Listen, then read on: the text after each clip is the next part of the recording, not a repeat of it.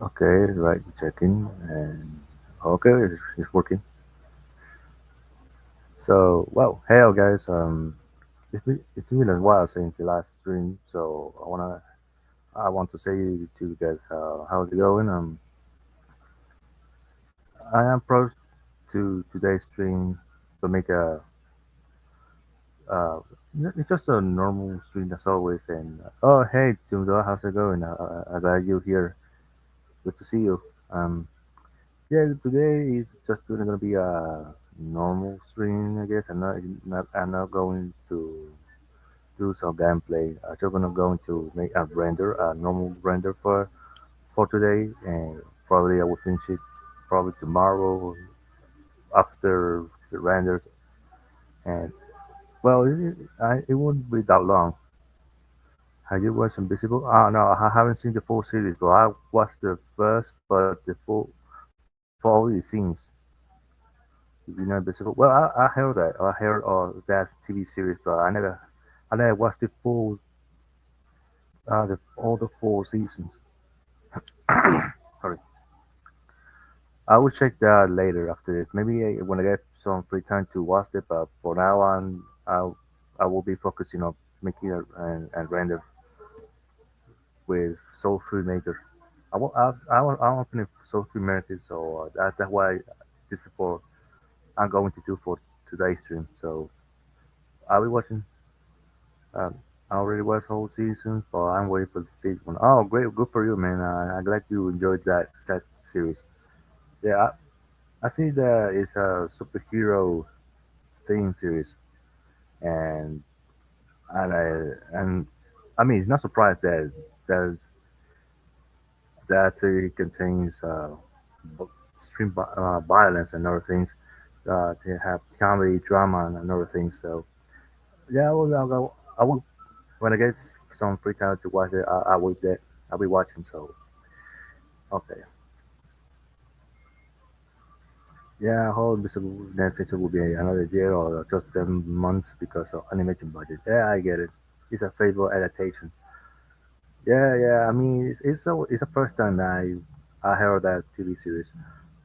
The other thing I confess I watch other TV series like for example The Boys from Amazon Prime, and I know that they're reaching for the final season. And well, I'm excited because what happened after the finale. So that's it. But about the Invincible, well, I will watch from the beginning to see and understand how the story goes. So yeah. Anyway, so I'm going to open up the Soul Free Market to make a new scene. So yeah, then let me open for a second. Okay, it's opening. Let me share the screen for a second. Hold a second. Oh wait, no. Okay, let me. Yeah. Okay, it's opening. So let's just wait. Okay, never mind. Never mind. Okay, let's open real quick. All right, you can see the screen. Okay, it's open. It's already open right there.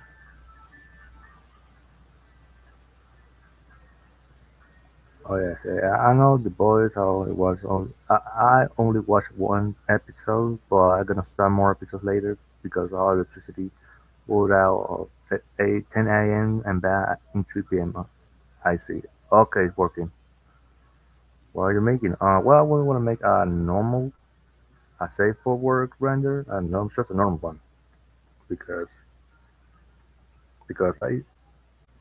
I gonna use with my character. And then I got a map that I converted from Gmod, a Gmod map. It's a recreation from uh, Doom, decent Doom mod game that I already made years ago. That called My House. So you can see that I'm selecting I clicked the map.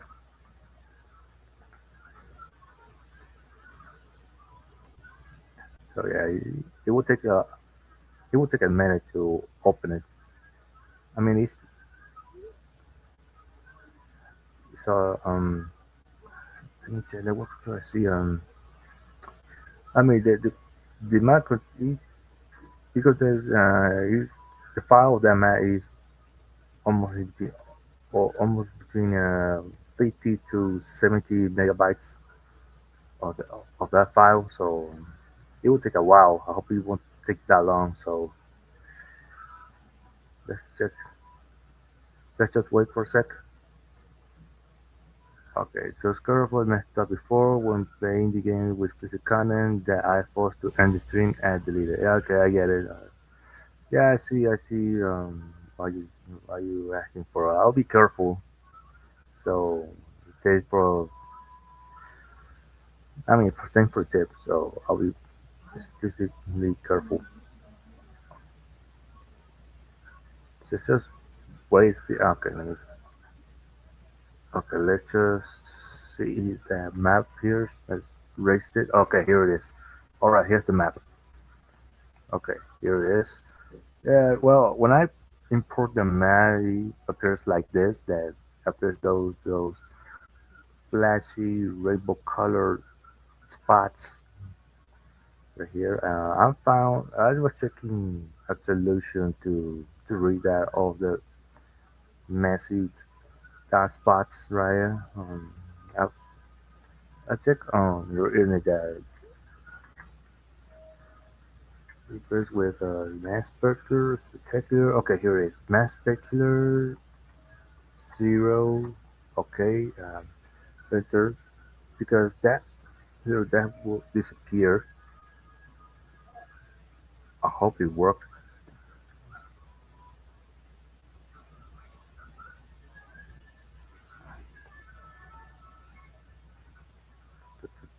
Well, there's too much file. There's so many errors. I don't know why, but yeah, it happens. Let's see. There it goes. Okay, I clicked it, and now they're gone. So let's check now the map for a second. And here it is.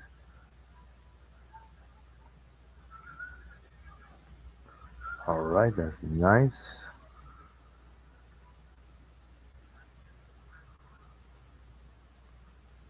As you can see, there will be parts that will be missing, but important thing is that all those flashy spots are now gone. So you can see it's now clean. And well, let's just see that. Let's take a look at those places. I mean, it's not my first time that I tried with this, so this is probably my second or third time that I opened this map. Let's take a look. Wow, this is really dark there. Okay, this is like a small room. This is like a room. There's just like a pool table. See a door. Wow, this is really dark here. I don't wanna go there. And it's in the door. Wow, there's so many doors. Wow, that is way too dark. Okay, I see another door. Oh wow, be careful, that's glitchy. Okay, that's a bit. Okay, take that far. Okay then. All right, below there. Let's see how we can actually have a look. Okay, there's a bathroom right there. There's a bathroom. There's another empty room right there. I can put the furniture, the bed, the outlets, drawer, so and place. Okay, yeah, that from top to bottom, I think it's a good system to. It's a good map to use for either for normal safe for work and even for not safe for work renders from now on. Maybe I'll use it more, not frequently, but I'll use it as it's necessary. But for now, I'll make a normal safe for work render with my OC, of course, as me as a friend, for example. And okay, right there. Okay, you can see the spot right here. Probably I will put right below there. Okay, so wow, this is okay. That's crazy. Okay, that spot.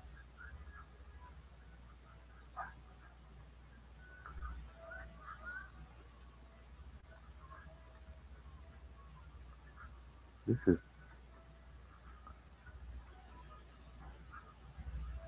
okay. This really crazy thing is that I will.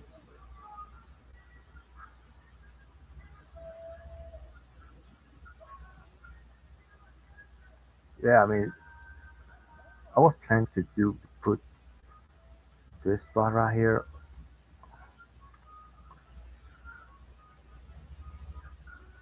Yeah, that's a crazy. It's a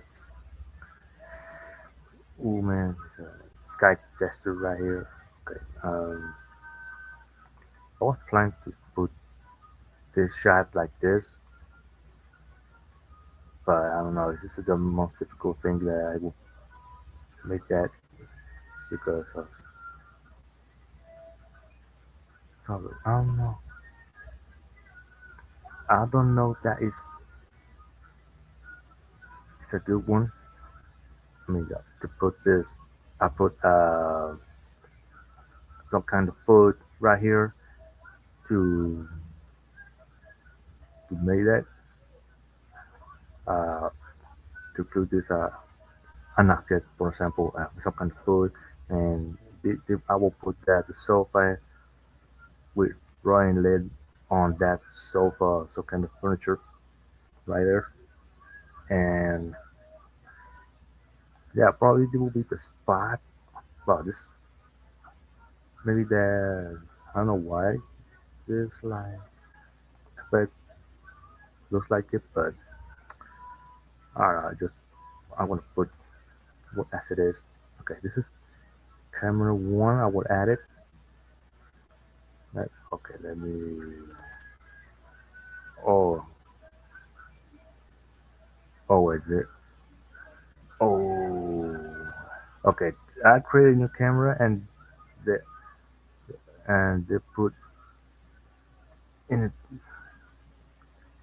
Hold on a second. Okay, where is it? Oh wait, I just oh wait, hold on. That's it. Chatting for someone else. Let me pause a second to. I want to buy them. Oh shoot. Okay. Which character are you using? Oh wait, what do you anime? Da da da da da. Oh, hold up. Pause for a second. You know the drill. I want to pause it for a second. Okay, which character are you using? I use my an OC character. Well, it's a customized version of Bart the Polar Bear, but it's customized with the character is all brown. So he made from a friend of mine who made this OC. So I customized the texture of that model. So I converted to into as me. As you can see, my OC is a brown bear. As you can see the picture you're looking in front of you. So yeah, I would add it. I would change it, and I will include it in that in on this render. So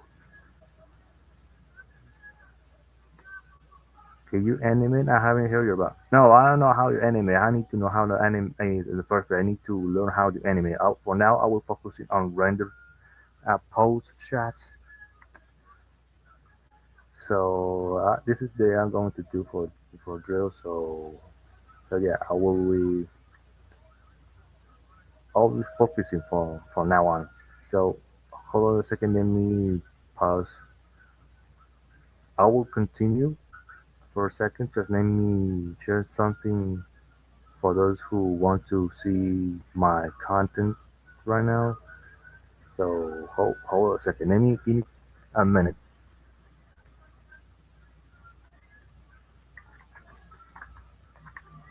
So it won't take a while.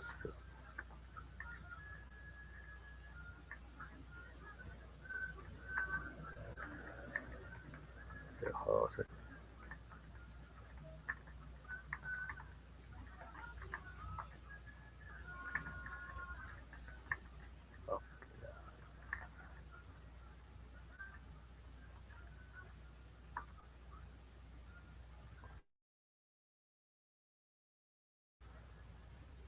Okay.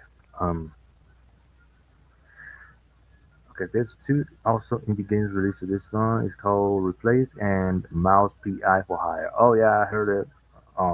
YouTube algorithm they're releasing new games. So I will check it later after this. So probably in weekends or maybe the next week, next one.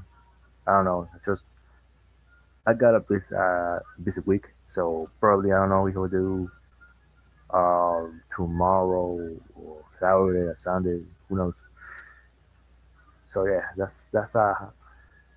So I think that's it for today. But thank you for commenting for the like you mentioned for the two awesome indie games. So those indie games you mentioned, I will check later. So yeah, uh,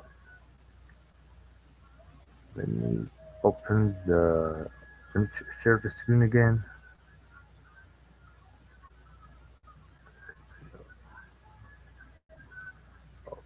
Okay,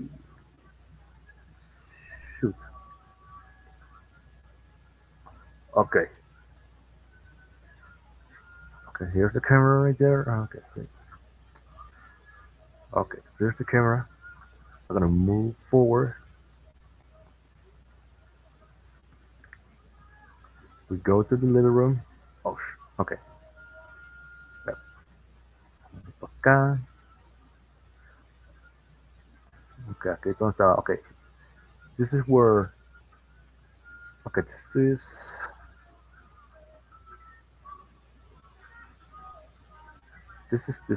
this shot. Okay, let me move right there. Yes. Wow.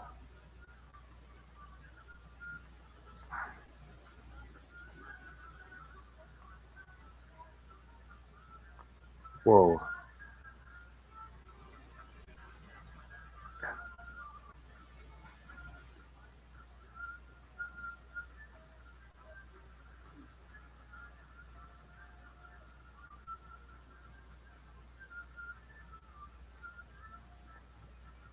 Oh wait, that looks different. Okay, okay. This is the. Let me. Yeah. Let me move a little bit. Okay, I think it looks better as it is. This shot will look like this.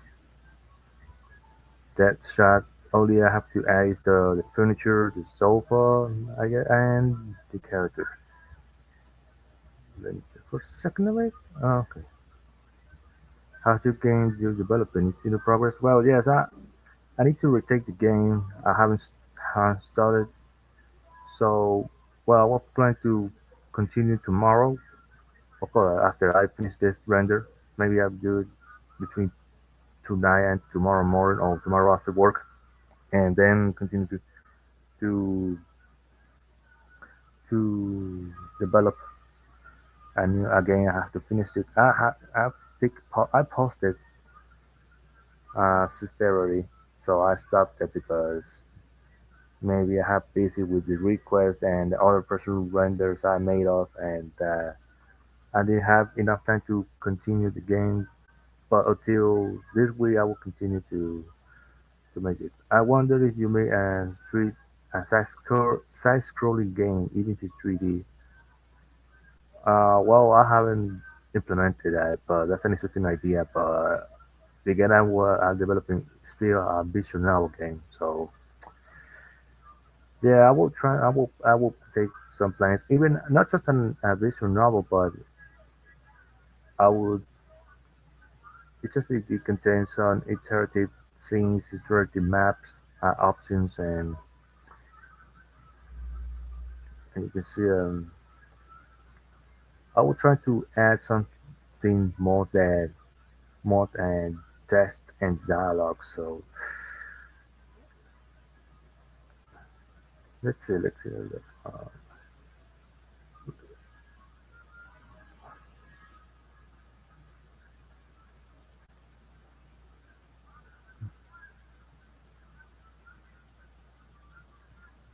Okay,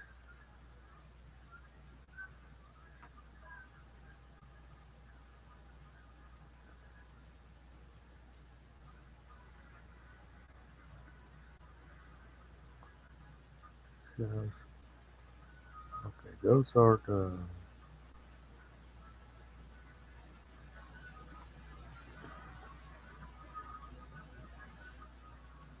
Oh, wait, it's from user mode. Okay, I got from workshop. Let's see how I found them from workshop. From interiors. Okay, here's one for example. Oh wow. Okay, here is the sofa. But I think the color of the sofa looks simplicity better. I don't know why, but I think it's a, I would have to take a look.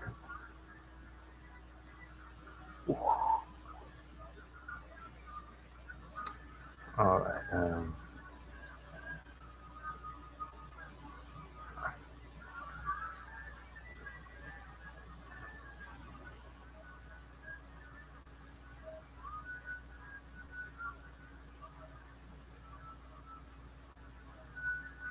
Okay.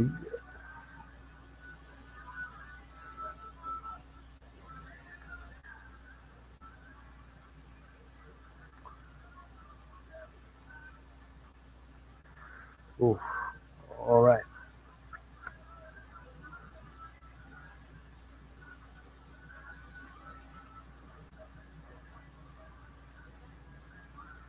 Okay.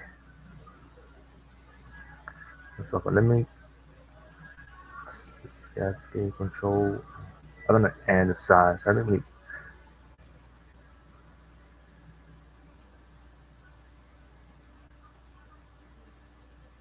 Okay, this is a bit big, but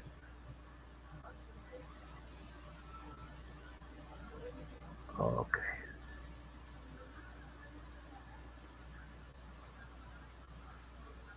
Okay. Sofa. The sofa looks fine.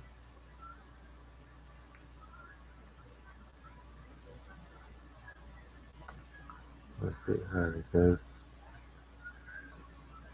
Okay. I wonder. Can you make? Okay. So that's okay. This is coming. This is the last comment. All right. Shoot.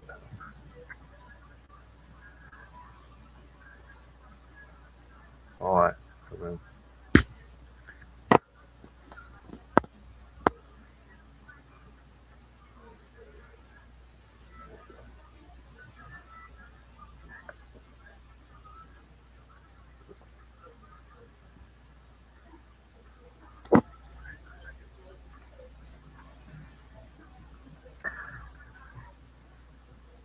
Okay, let's take the model. Beth. Vamos a ver qué es el modelo. Sí. All right. So,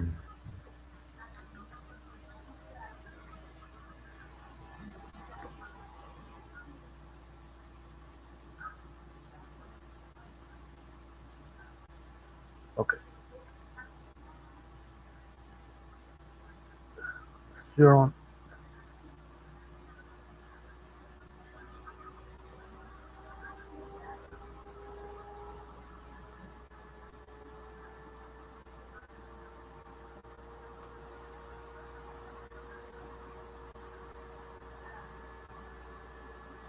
Okay.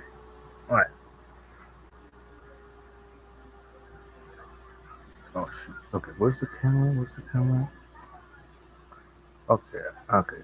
Um,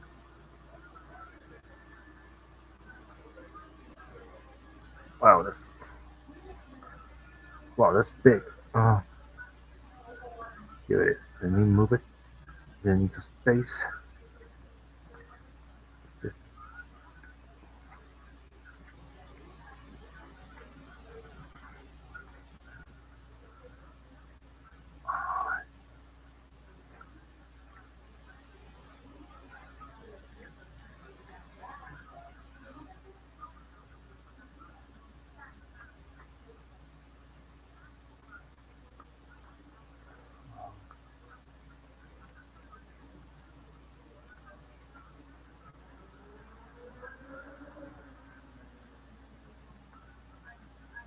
All right.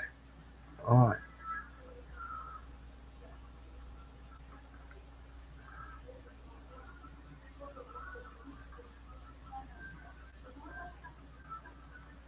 Then let's let's disable the gloves.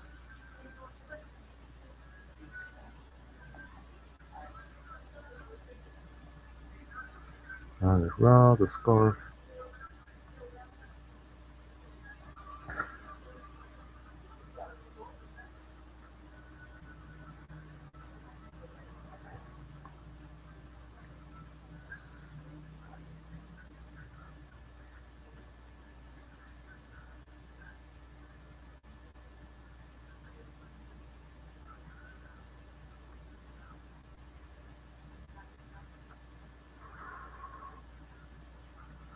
Maybe, maybe I'll just read the cap.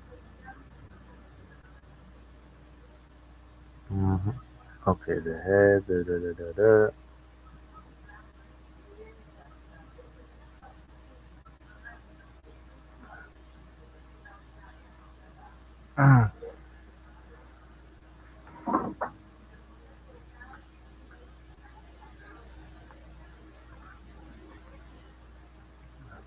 Let's now customize the.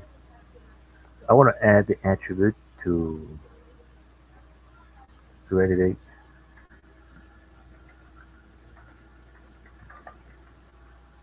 Okay,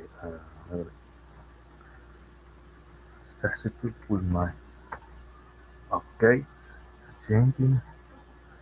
Alright, the clothes. I'm gonna add another attribute as well. Yeah, it's gonna won't take that long. Clothes. Wait,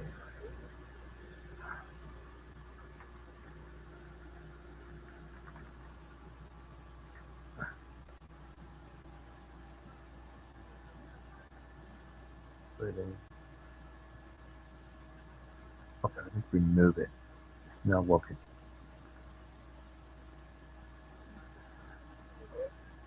Oh wait, probably just the shoe. So it's not. It's working.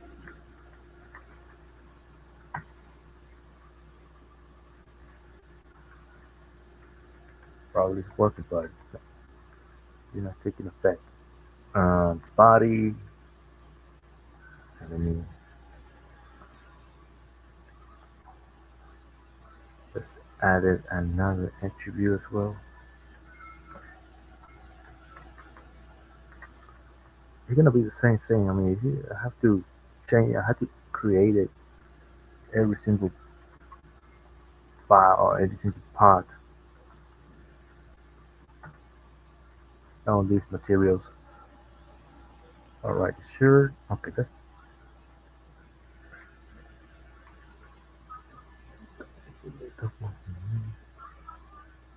okay. And if you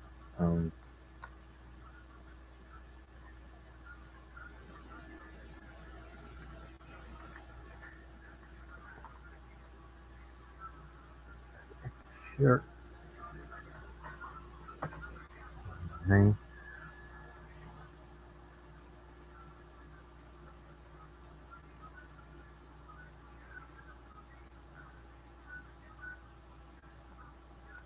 Okay. Oh, the shoes. Maybe the corporal prolong it comes from the shoes. Probably the clothes will be it's optional. It's required because of the color change of the shoes. But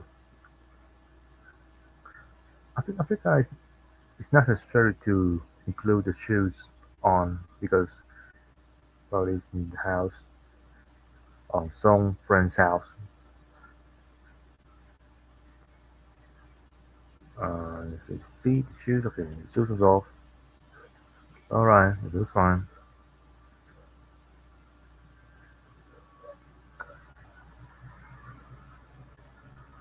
Everything's fine. Probably add probably add this part as well. I need to attribute. I mean, who knows?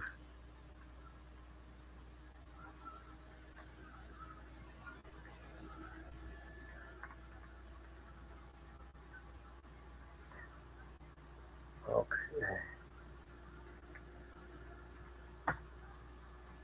All right, the same thing. All right, all settled. Now let's move this this bad boy. Okay, not a bad boy, it's a huge boy.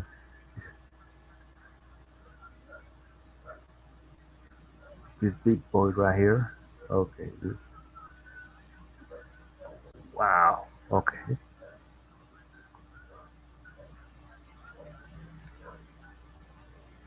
Okay.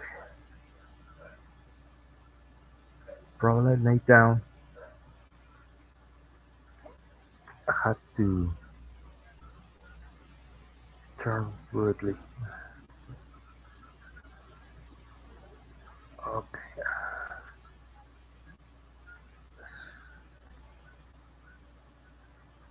Okay, let's lower down.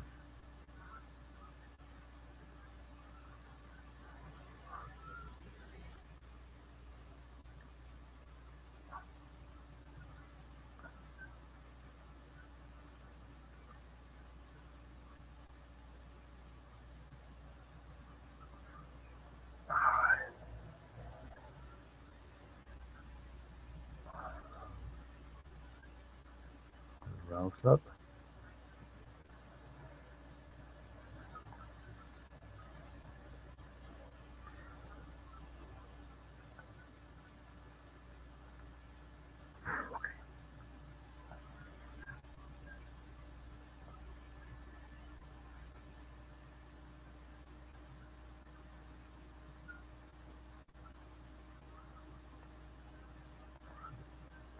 Arms. About to the rip. Look at an editor.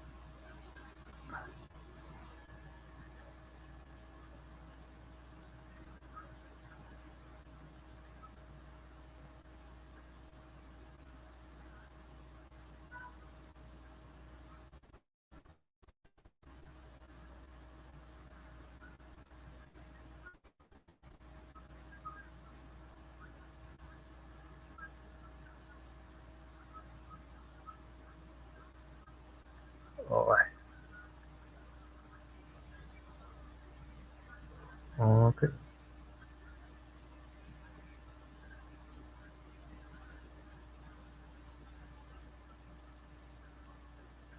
You're the best.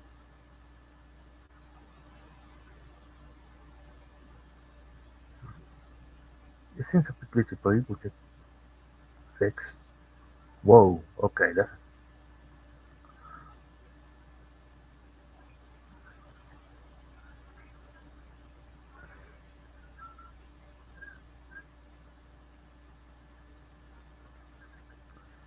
shorts.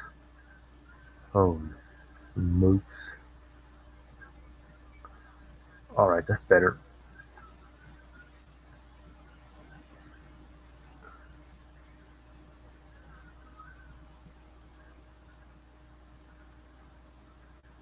Whoa. Okay.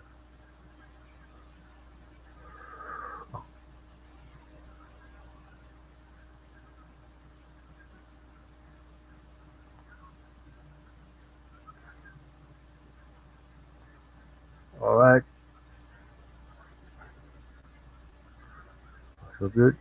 Wow. Maybe lower the lower a little bit. Trim. Alright.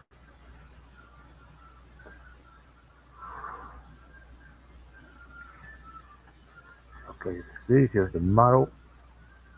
Let's take a look. Look the bright on the behind. That's great. Here's the bar to prepare. Yes.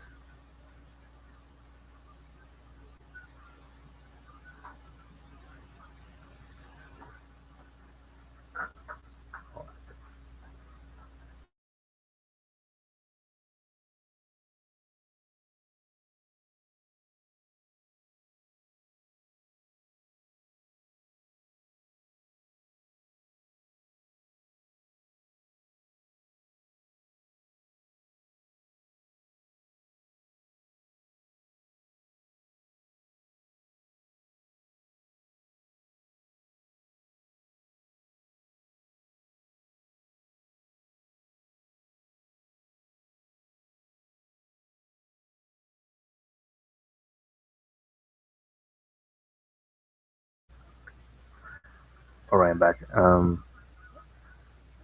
Yeah, I was talking with my mom about how she going. I mean, she came out from work and from law school, and some other things. So that's why I mute the mic. Okay, let's see. Uh, just the model. I'm gonna lay down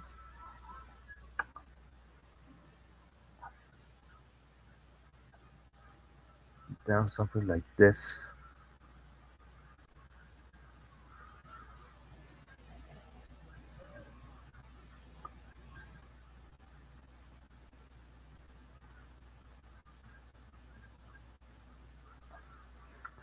Yeah, holy smokes, that's a really thing.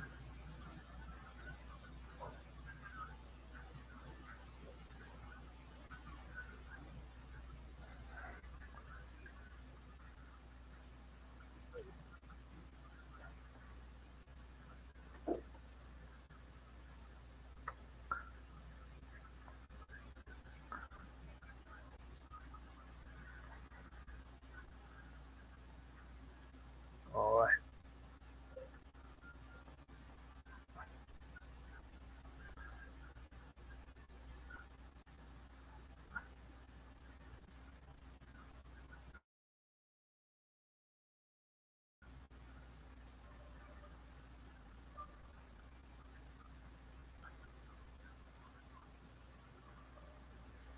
all right.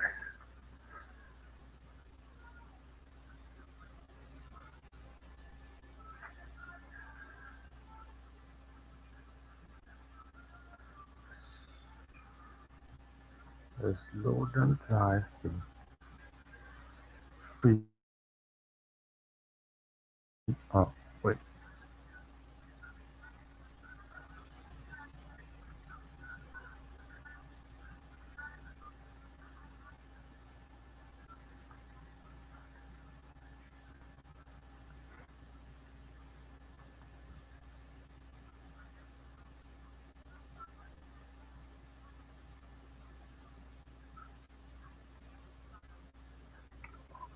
Slow down. Vamos un poco. Sostener un poco, no sé.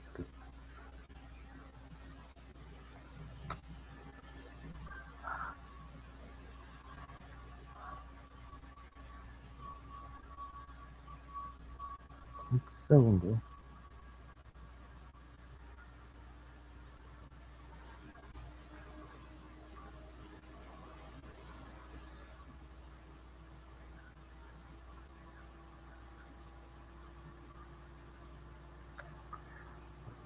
Wow.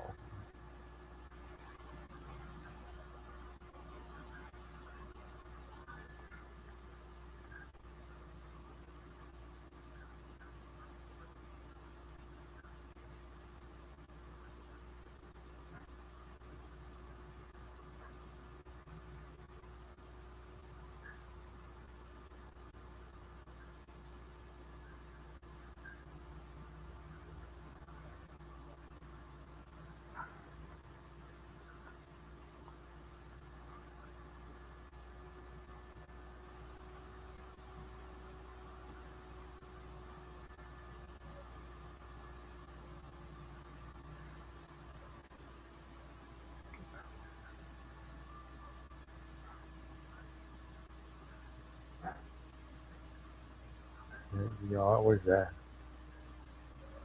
Oh,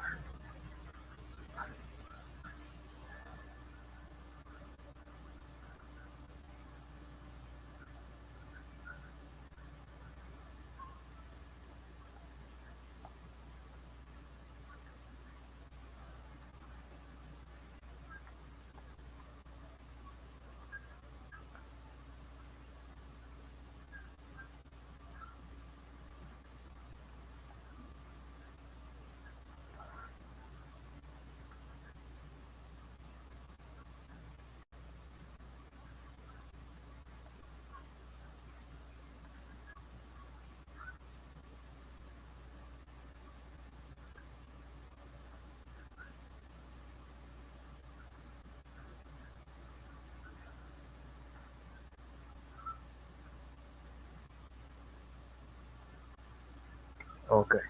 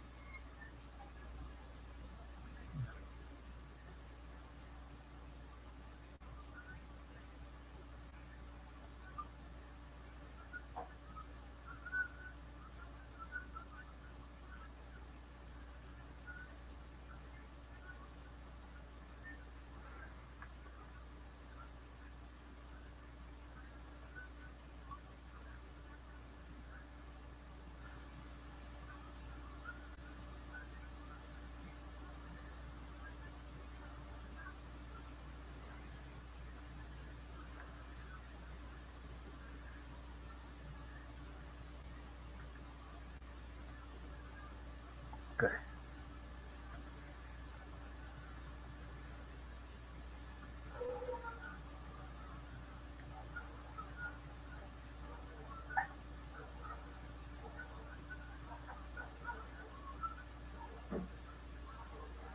Wow, that's not good. Okay, that's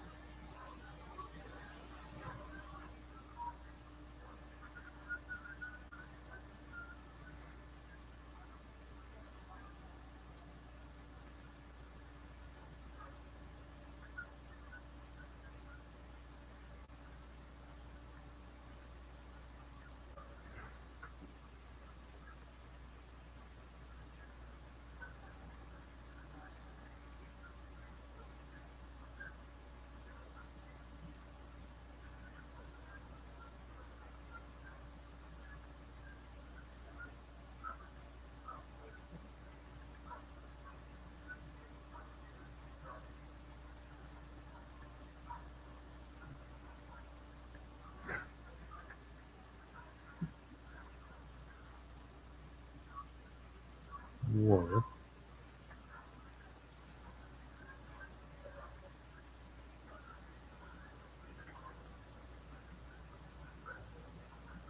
All right, let's see. Okay, that's glitchy.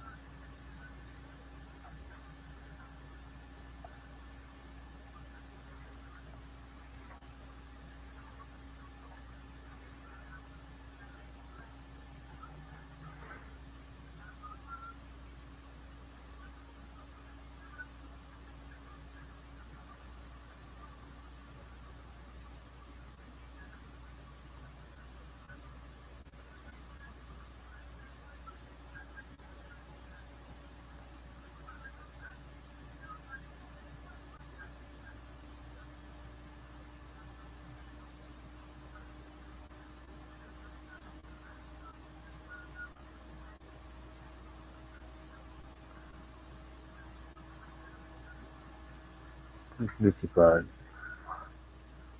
I will fix after the render. I will fix it later, but I will let me continue with the other side.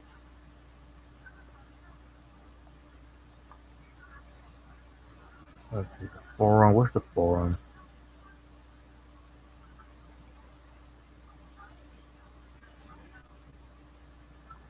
Okay, let me find it. Okay.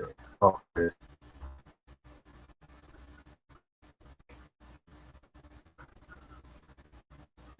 I will right here.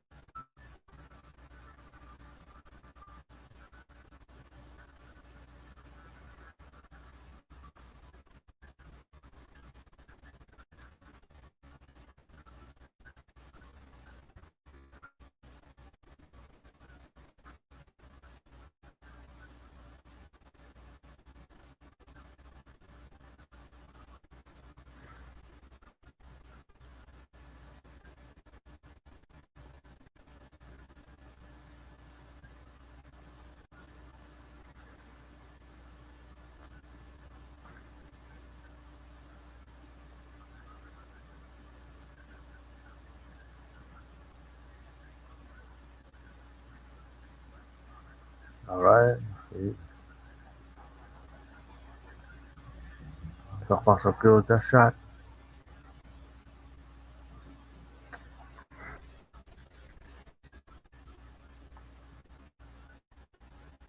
Let's open the expression, the eyes.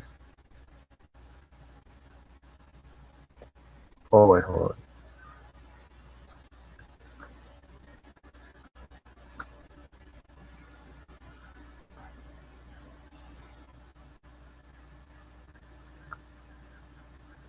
Let me think. Okay, let me save this first.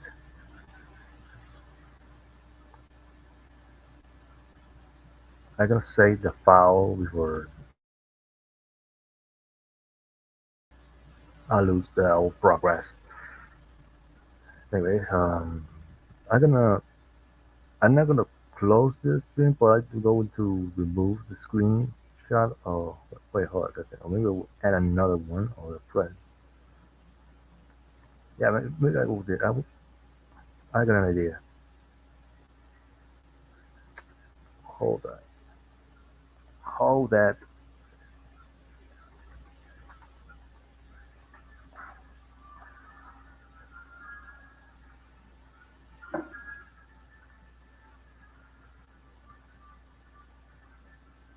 Okay, open the.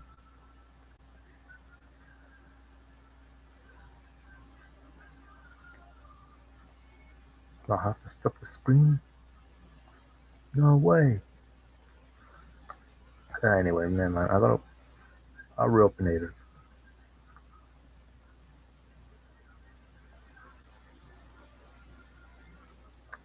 Okay, I'm gonna share the screen. I'm gonna share Steam just for a bit.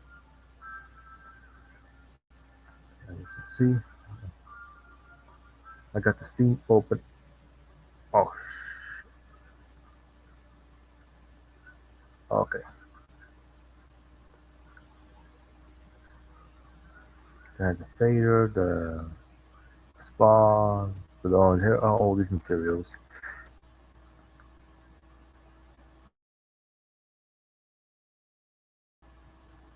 Yeah, it's just 90% from because the UI settings are, but it always finished.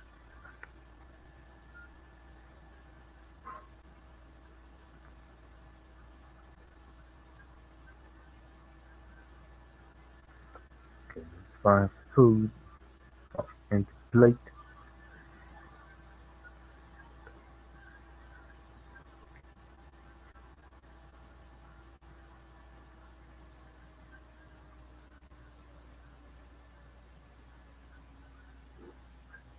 Related with food.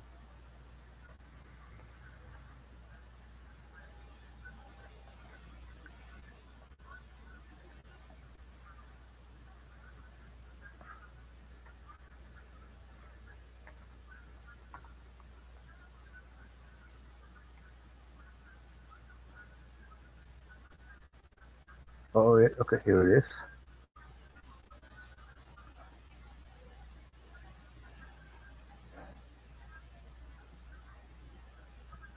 This kind of material. Look at this.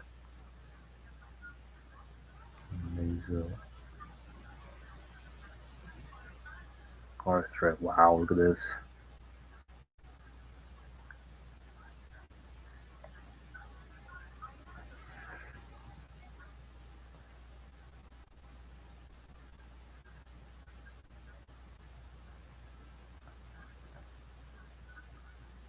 See how much this? Okay, that's almost 13 megabytes. The file.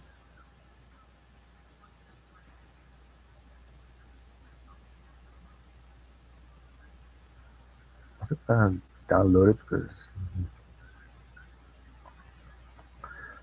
I'll download after all. Okay. Oh yeah, I see a new window. What says?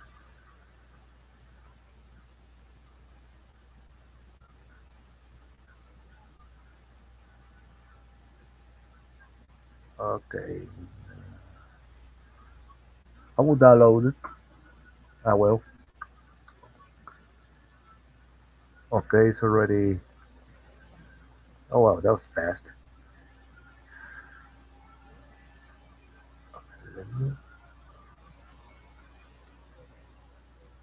I mean, which means that all the props are already downloaded on from Workshop. So I will add it.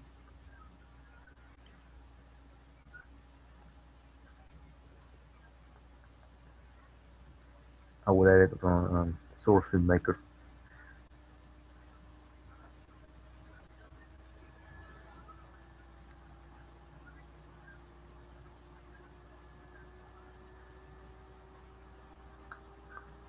Where is-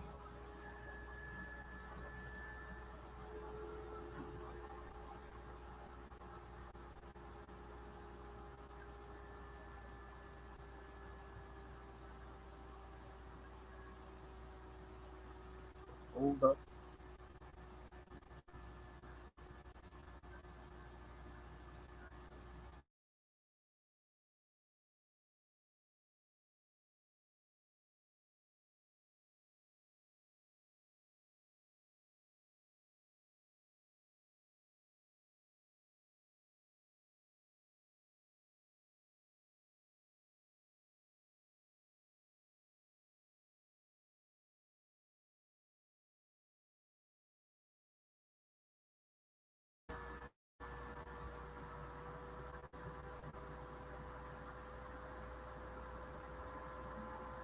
File.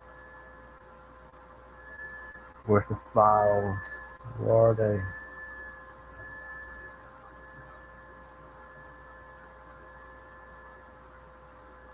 Okay, all mods. Okay, then let me close and open again. Maybe you already downloaded, but um they're not included. Oh shit. Stop. Okay. Oh hi. Oh, I see. Sorry, Finley. I didn't see you in the comments. I was really focused on Source Filmmaker, so I already closed it. But I will drop him in a moment. But hey, welcome in. Good to see you, man. Yeah, just really, I just making a render using with Source Filmmaker. So far, well, so far I'm good. Good. Maybe the model is a bit glitchy, but I will modify it later after the render. Maybe some changes, but I will fix it after the render. I just need to add more materials to add.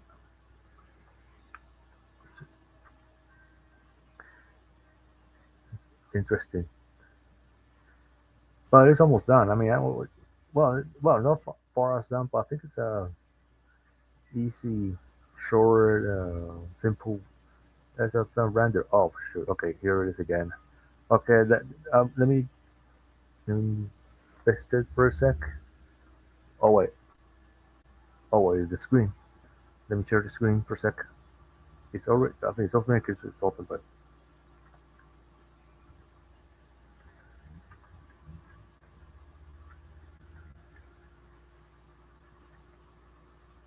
specular.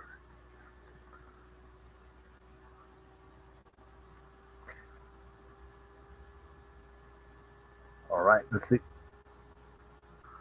Let's see the map. Oh shoot. Uh, all right. All right, we're first. So far, so good. Let's open the model. Let's see the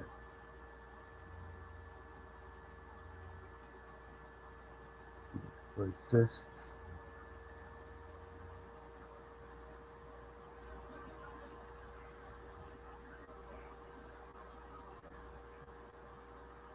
Oh wait, now using my shoot.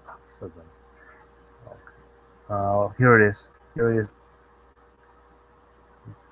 Okay, there's the bread, the baguette, the bacon, dishes. Oh wait, just the. They are. They are here. Your own plate.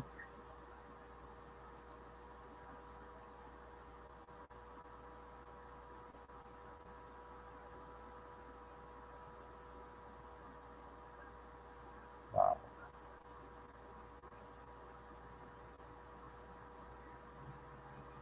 Yep.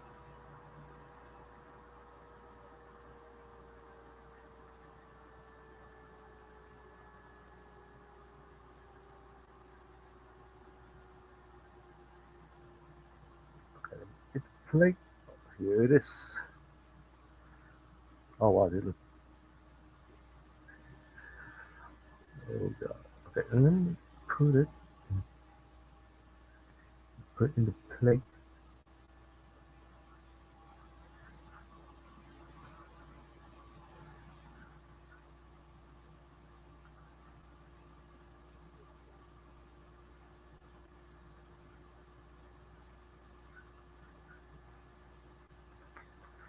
Ooh, let's,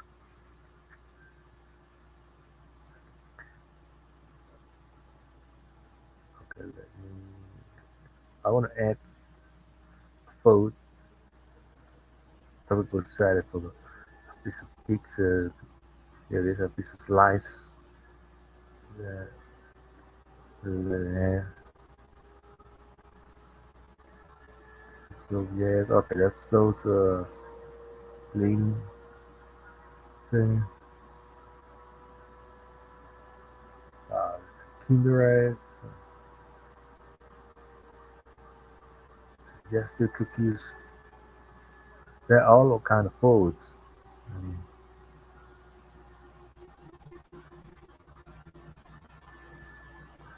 Vlog, I think, hamburger. Oh, I'm gonna add a piece of slice because that's the only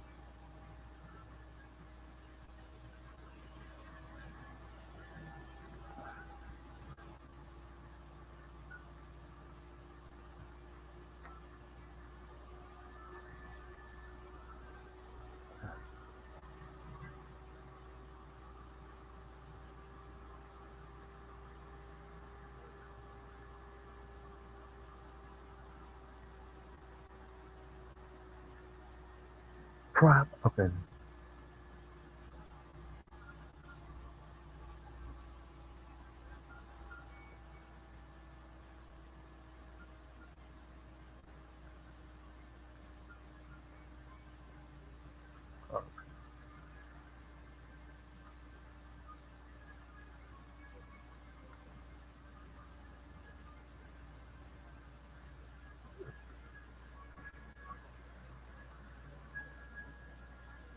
Yo, this is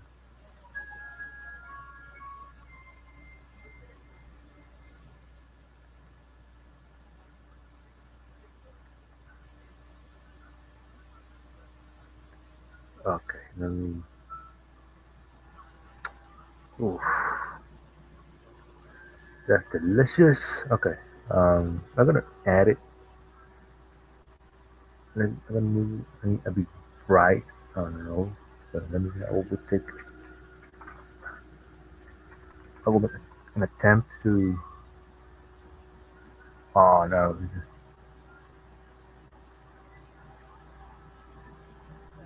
Oh no. Okay, it's not worked. It did not work.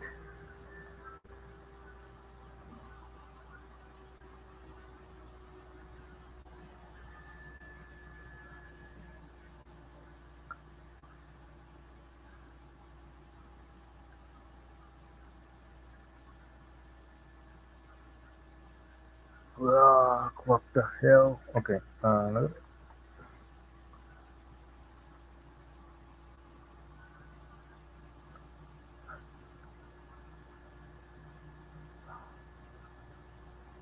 Okay. That's put the wrong thing. Okay. There it is.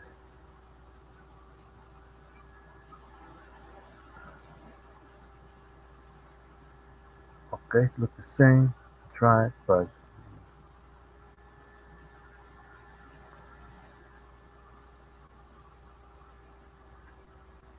man, that was me. Okay. Well, that's all I have. That's all I got. Okay, let me lower. I forget the video is fine. I don't know why. Because,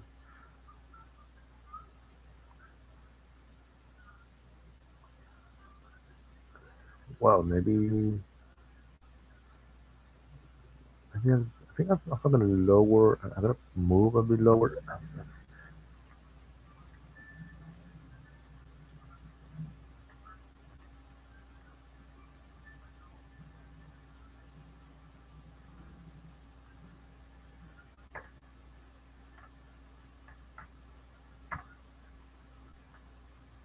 I can go back.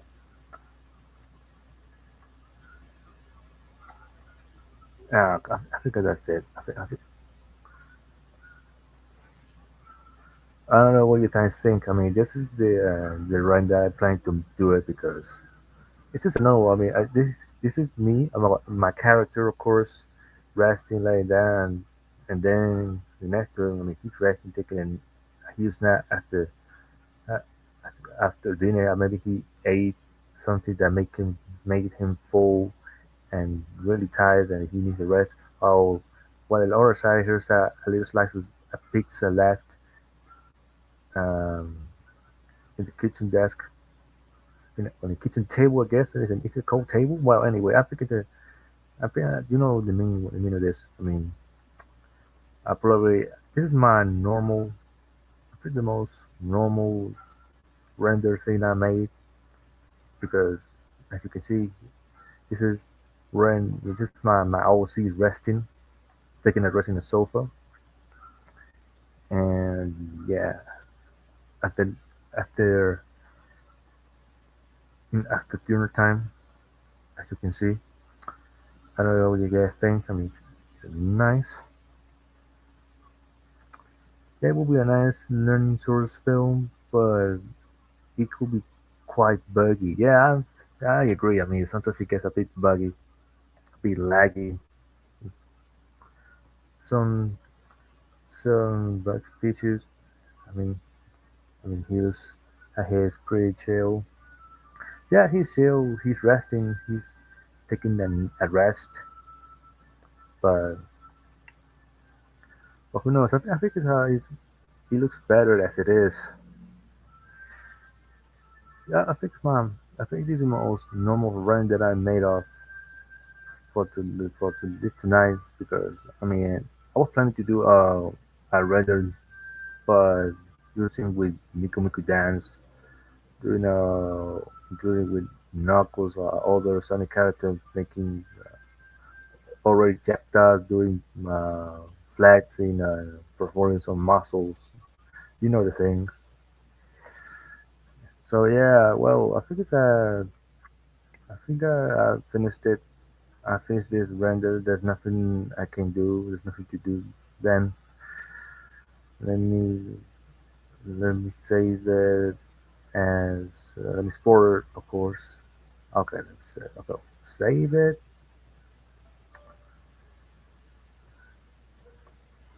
I call it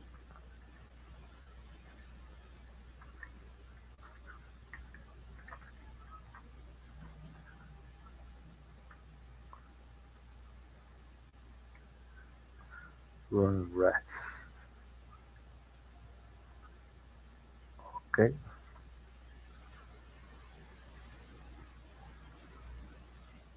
it's already done. Let me hide it on me. Okay.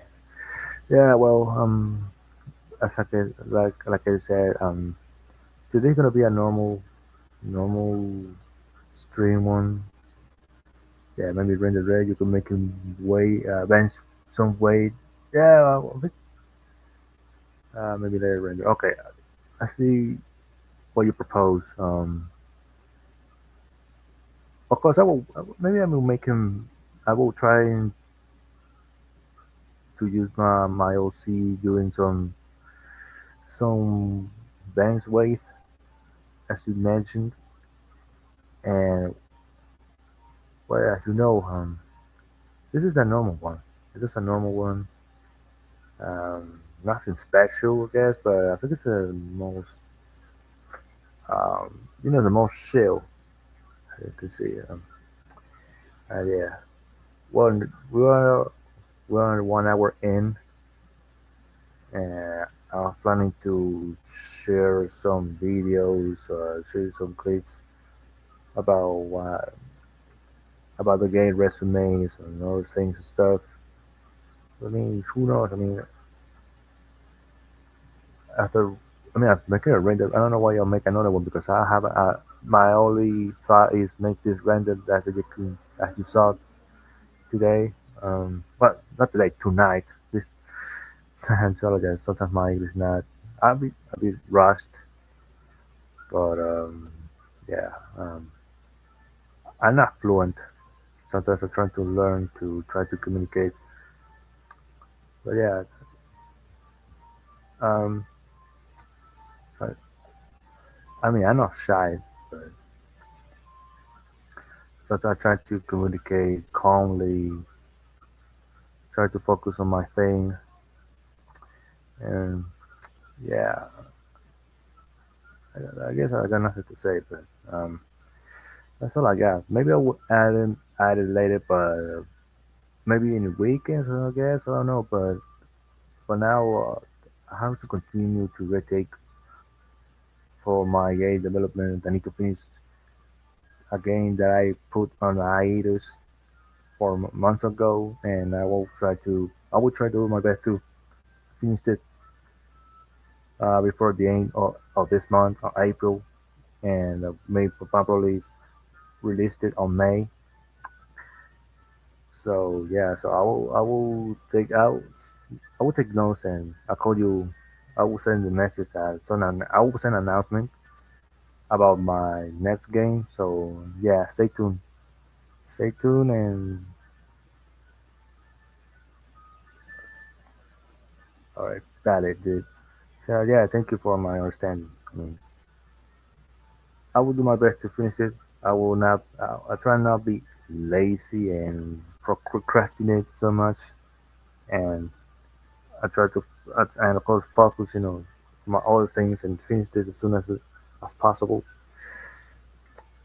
So yeah, I promise I will do my best to finish it. Just give me some time and patience, and I will do my thing.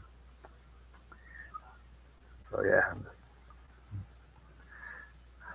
like I say, okay, I think the render is over, is finished. I will save the file of the progress. There's nothing I can do. Okay, it's already done. It's already it's already done. It's already finished. Let me hold on. check. Let me check. Quick. Trust me. Trust me, man. I don't want to procrastinate either. I'll try my best to work on my own projects too. Yeah, that's understandable. Yeah, I mean, you're not the only one.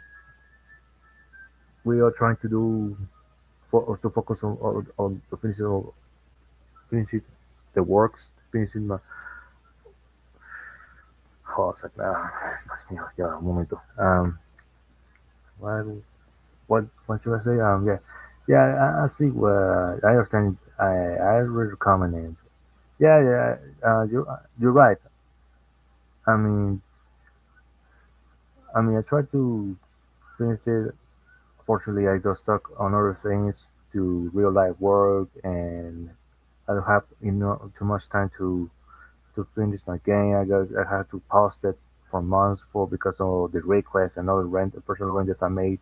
But trust me, I will do my best. I will again and again. I just need time, and of course, I don't know, focusing what is left.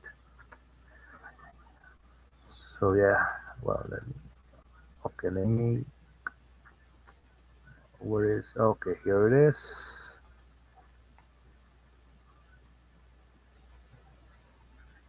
Just wait to open it. Okay, here it is. Hold it a second.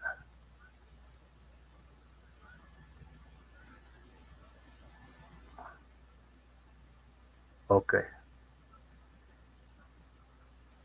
there you can see it. This is the full screen, the full screenshot of him.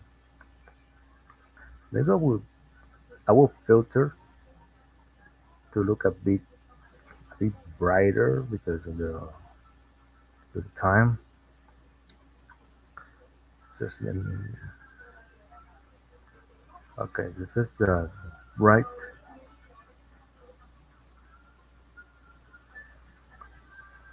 Uh,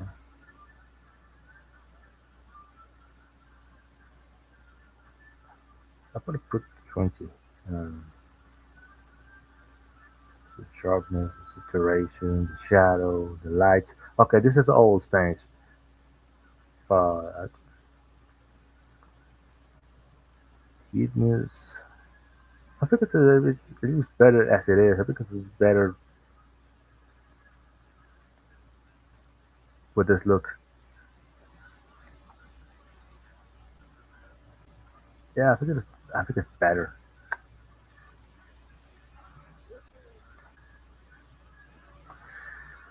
Anyways, I think okay. That's the conclusion. I think it's the I look here's my render. I will post it tomorrow. I don't know if I will post it tonight. Probably I will be tired, but I promise I will do it tomorrow, and then I will continue with other stuff that I have to finish it. I have to finish, and there's other things that I got planned to make a mini comic, but I will do it after after the game launches, and yeah.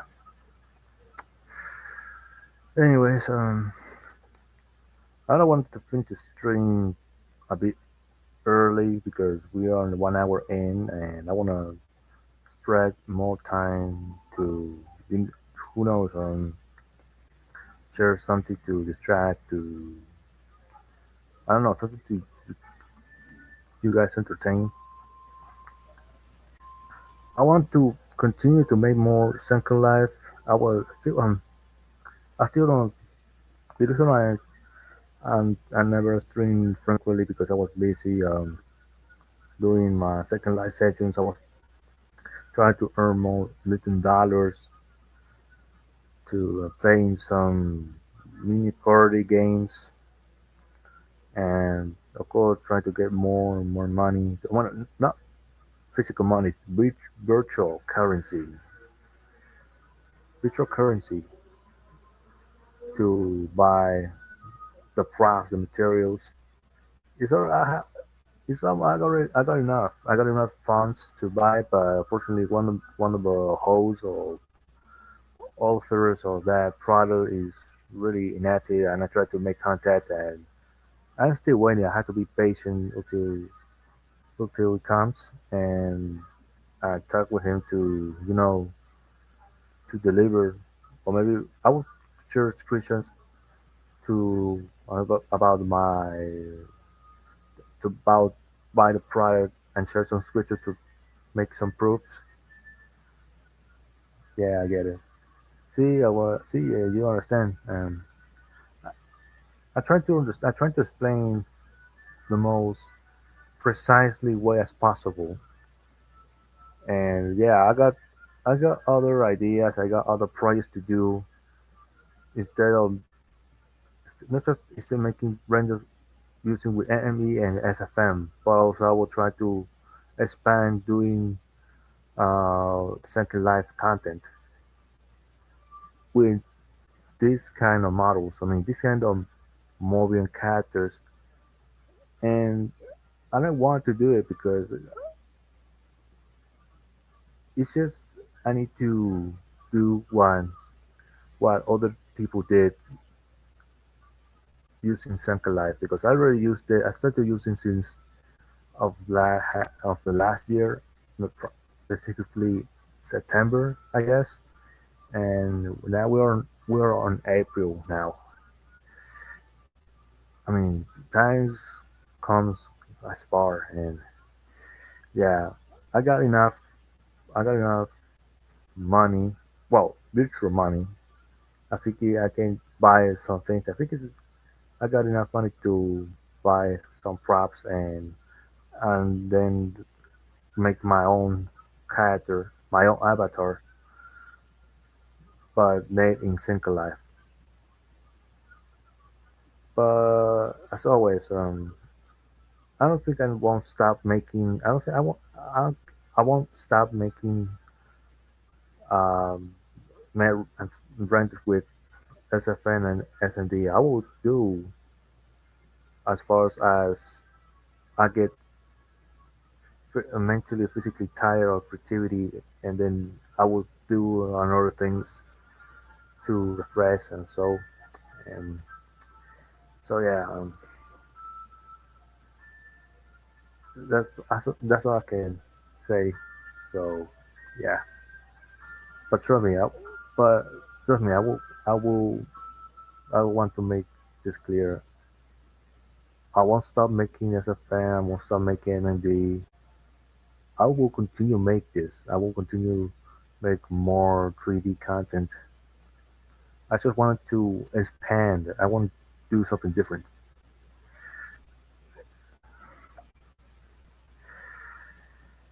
Yeah, well, that's that's what I can say. I already pulled out of my chest. So anyway, um,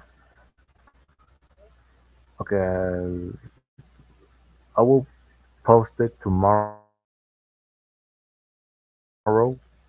uh, um, as a promise. I guarantee you that I will use it. Plus, probably I'd use this as a as a layout for. I will add it for my for future streams, and I will put it on test as it shows as uh, be right back with the test on it. That's the plan I will add it.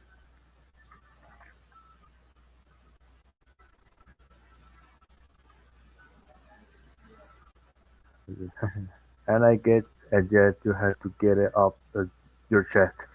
Yeah, exactly. I just want to share. I want to share something out of my chest. I want to announce you. I want to tell you guys something important. This is an. I will share this for announcement sooner or later. All right. Yes. Yes. Exactly. Oh. All right. Enough talking. I will gonna. I want to close this and share a video clip made by recipe. It's a video essays of video games. So let me find a video that contains.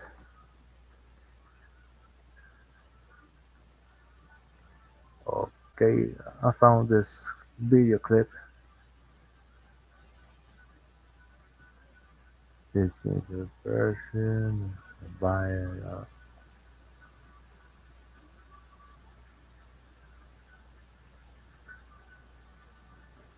okay.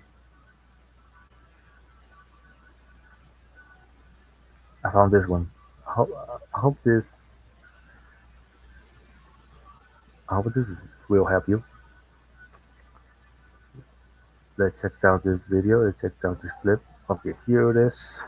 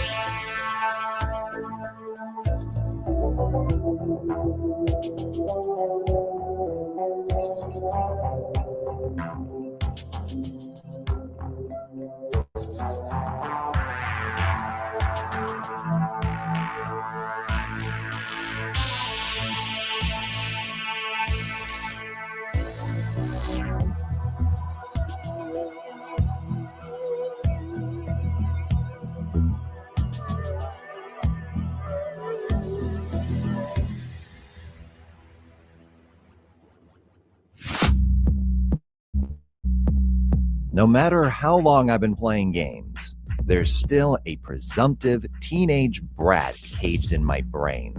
The same twerp that wrote off Dragon Age Origins because I don't like fantasy. The same fool who started with Splinter Cell Conviction because I don't like stealth games. And the full-on moron that skipped Microsoft's best genre efforts because I don't like Xbox wheels. Each tale of my ignorance has the same ending. A vapid, presumptive, grown-ass man falling in love with a package of pixels, sometimes a whole decade later.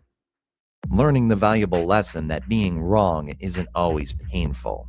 Sometimes it can be amazing. And the latest entry in this lifelong saga happened to Max Payne's Pro Skater. For years, I'd been told to play this game, and just from this elevator pitch, I was intrigued to try this game. Only upon starting this game, I was met with lock-on combat, unlike Max Payne, and no bailing, unlike Pro Skater. That's not Max Payne's Pro Skater. How could you have no punishment for failing tricks or using weapons? How could you pair this with a dodge that counters every enemy attack, regenerating universal ammo, a hefty health bar, on top of super bullet time with bonuses? What, is this game intended to be played by a fungus? Is it more about looking at its explosive combat than actually engaging with it?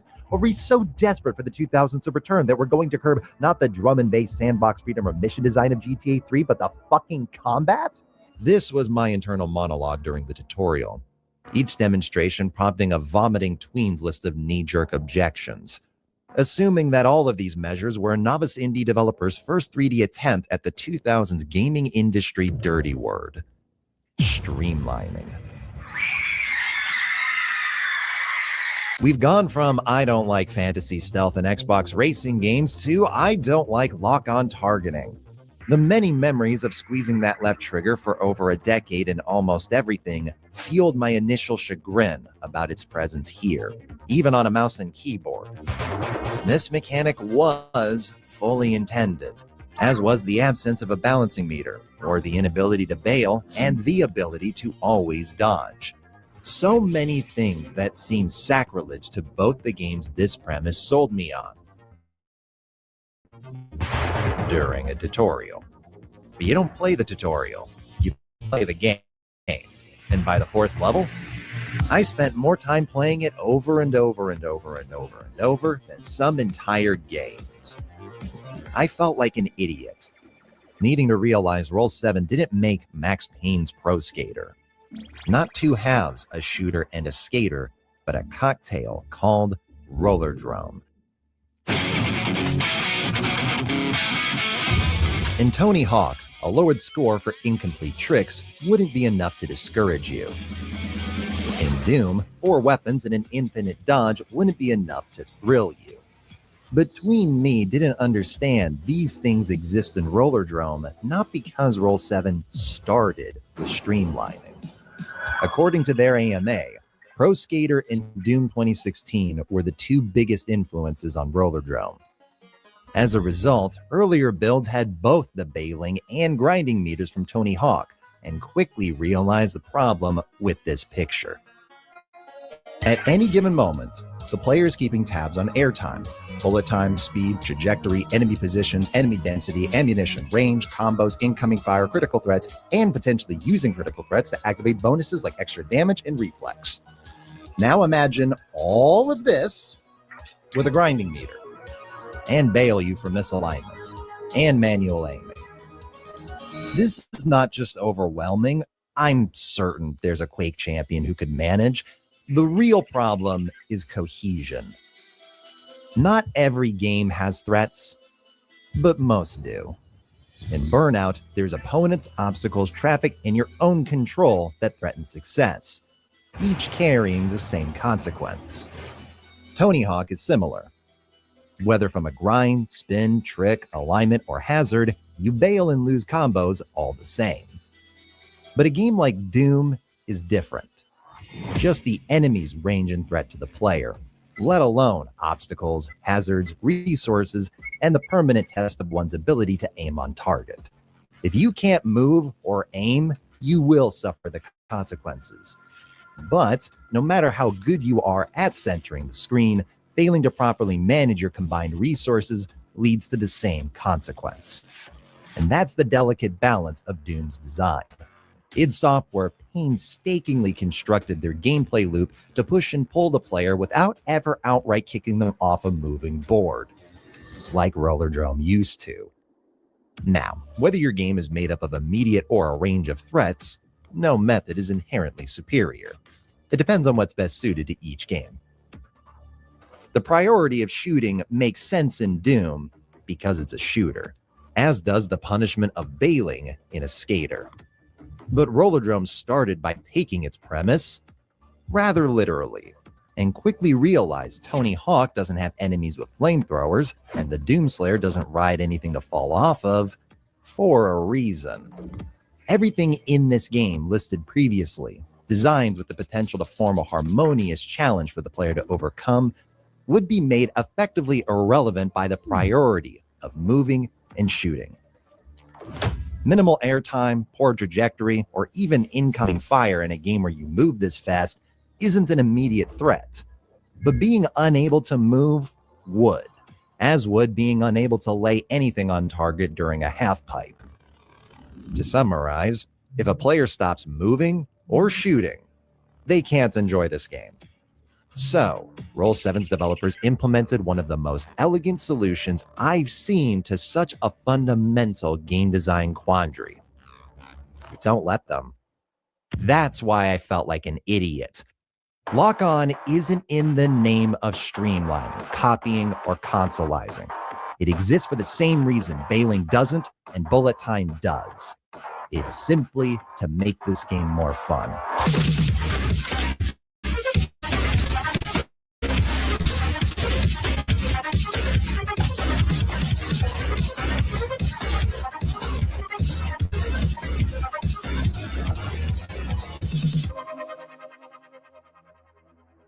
Simple is this game's design doctrine. If you see a grunt and you've chosen the pistol, it always dies in 4 shots. Simple. Enemy rockets will damage and stun their allies when shot, but not you. Simple. It's the same with movement. Baseline speed is maintained even when skating in the opposite direction of travel via the dodge button. No exceptions. If an enemy attack indicator is white, you can dodge. No exceptions. The base layer of this game, what you're always falling back onto as the player throughout all of its 11 stages, is solid ground. This isn't Reflex Arena, a game I adore, but would never call pick up and play with users varying between 600 updates per second just in movement speed. Rollerdrome doesn't have nearly this level of complexity. Being on skates, you always move at a baseline speed that's fast, yet easy, to the point of not even holding the analog stick. The dodge roll, as mentioned, isn't restricted. This game's reflex time is, but always recharges to a set capacity. Ammunition is a universal shared pool. At full stock, you've got a choice between 12 pistol rounds, 6 shotgun shells, 3 lasers, 2 grenades. No more, no less. And no matter the trick, it will regenerate ammo for all. As a result, despite the gameplay's appearance, it's never overwhelming, even providing an assist menu to adjust the game's speed and damage scale to assure this for anybody. Not to suggest this game has no variables.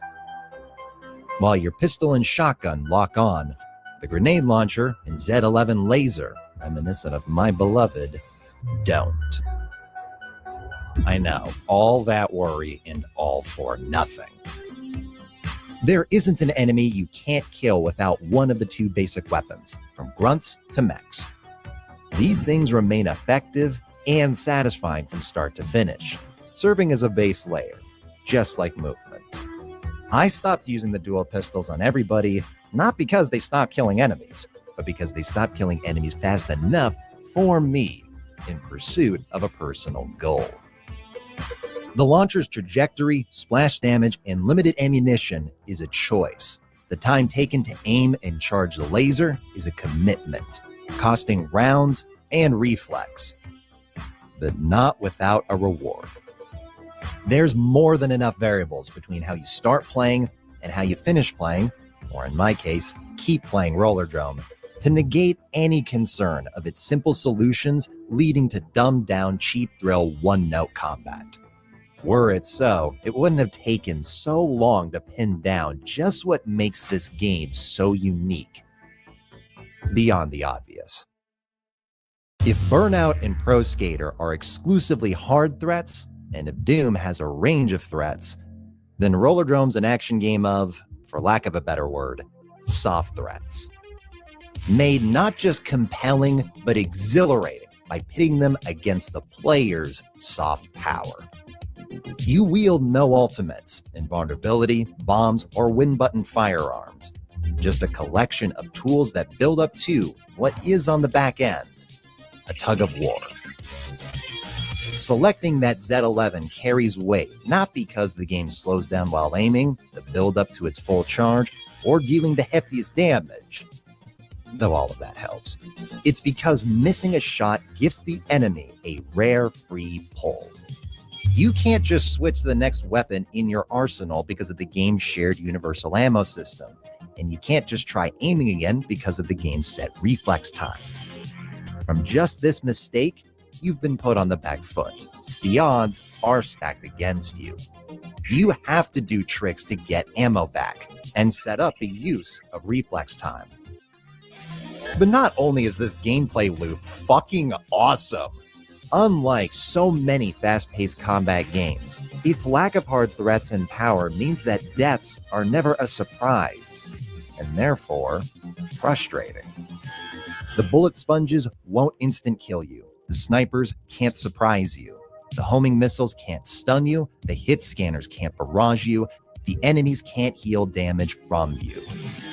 There's nothing to make you go, what the fuck? Especially through the game's commitment to clearly communicating everything.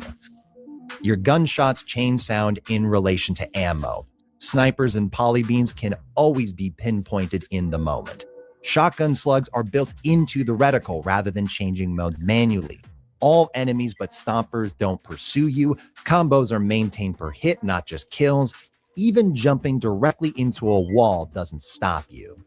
There's nothing to impede a player. Roll7 left not one stone unturned, using every ingredient at their disposal to concoct such an immaculate balance of challenge and depth. The game's solutions are simple, but the game isn't simplistic. Making a high-speed arena combat game with fire mechs, flying AoEs, tower snipers, energy shield-equipped rocket launchers, and laser-beaming teleporters without me pulling a single hair is expert game design. If I've seen a blueprint this meticulous before, I've never felt it through the lens of a third-person shooter. Relishing this level of craftsmanship while pelting snipers upside down with dual pistols into a quarter pipe, dodging multiple missiles close enough to read their serial number, or skating deliberately into a bomb with the confidence to dodge it at the perfect time to activate the final tool in your arsenal. One that perhaps can't be called soft.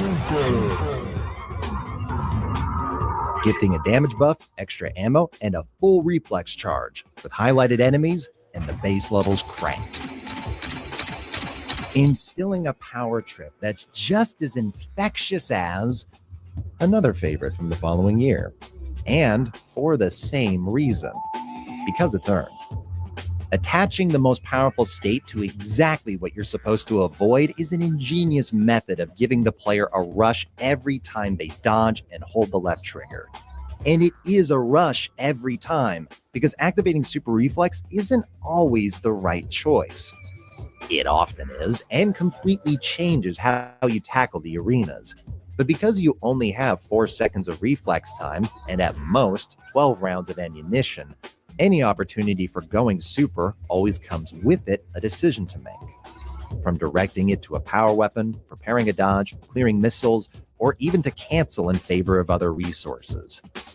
Its satisfaction then isn't just visual and auditory stimulus, but from setting up the scenario yourself to make the most of this mode.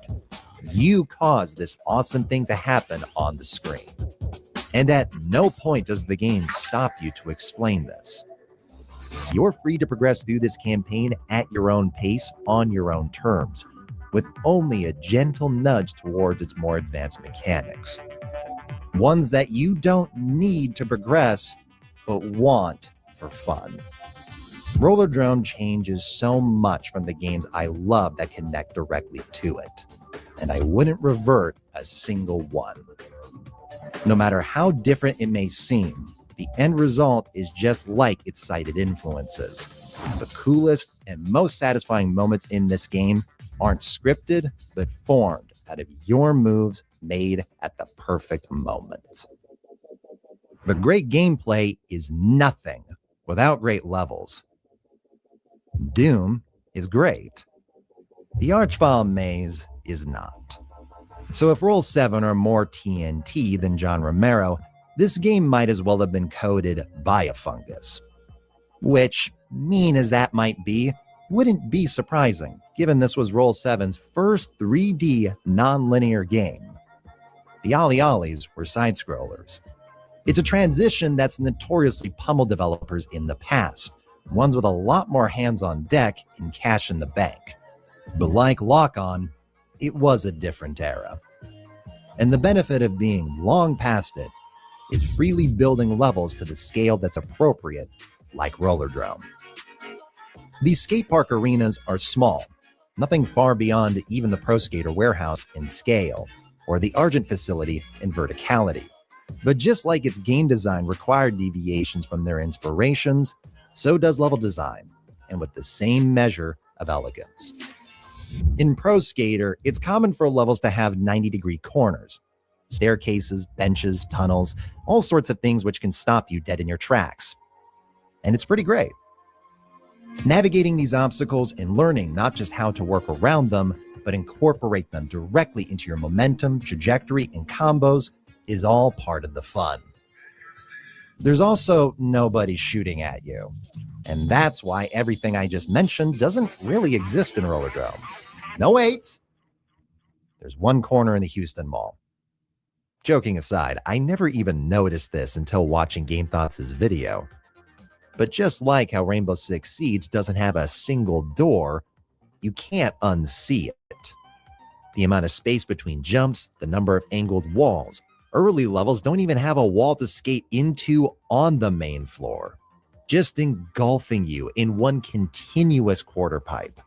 It's such a graceful solution to ensure that players are always moving, as is making every fun box symmetrical, allowing players to launch themselves towards an enemy no matter the angle they approach. Later levels do break up the quarter pipes, utilize the game's wall riding, acid drop, and air out mechanics. But none of these things change the access you always have to ammo, only the amount of intent required from you. And the game makes getting a lot better as it gets a little harder. So easy.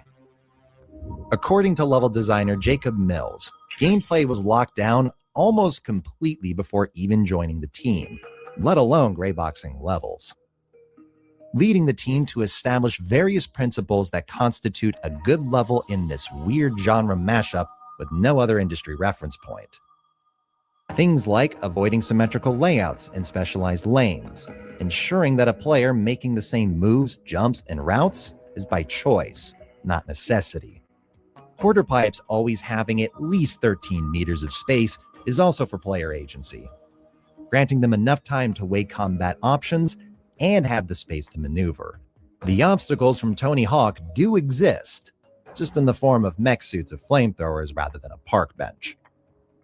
What would be vastly empty space in its inspiration is quickly packed to the brim here. Yet levels don't get bigger as the game progresses, because as was also identified by the team, smaller levels are actually harder. The less space a player has to move, the more powerful area of denial enemies become. They even pounced upon the reasonable fears regarding sameness, visually and technically. And these biomes are beautiful examples of reused assets being maximized. Despite the similarity of each arena's backdrop, they still feature bespoke segments in both art and gameplay. Eiger Resort may have the snow, concrete, and glass windows from Cabeta's Summit, but it also has a VIP lounge room that's completely unique to it, and notably with multiple options for gameplay, as it can be approached north and south, and has multiple exits that connect to each of its 3 distinct pockets. What results is a campaign that doesn't have a weak link. It's all killer, no filler, in the way it plays and the way it looks.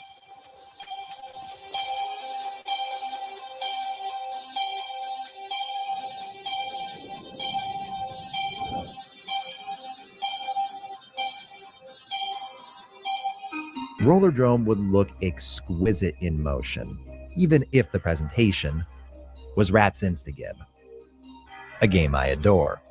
In fact, the game's existence is itself proof of this. Rollerdrome's creative director, Paul Rabbit, didn't work for Roll7. He was a solo dev, converting their Game Maker's Toolkit Game Jam prototype into 3D, and the GIFs he posted were a wildfire that reached the headquarters of publishers and developers. The game then had a whole team backing Paul's creation, and lead artist Antoine Decaro grew up reading the comics in his father's library that inspired Rollerdrome. Just like Sable the year prior, seeing Ligny Claire in motion makes even the basic archetype of arena, canyon, mall, and mountain a visual treat. From every spotlight, helicopter, firearm, spiked helmet, and missile smoke trail to protagonist Kara Hassan's iconic worthy design is just like opening a Franco-Belgian comic. But it goes beyond that. The artists at Roll7 made an exhaustive effort to create a world from top to bottom, which is why every facility, mech pilot, and missile smoke trail also looks fantastic in the game's animated launch trailer. You can almost sense Antoine analyzing his childhood heroes, or lead character artist Rachel Cox having worked on every character in the game. The art design permanently benefits Rollerdrome's appeal. But the art technique just as perpetually benefits Rollerdrome's gameplay. Look at this. You can see absolutely everything. The exact placement of enemies, their silhouettes so you know what they are, their health bars, all the geometry around them, the signage in the background, absolutely everything that is on screen is perfectly visible to you because of this art style.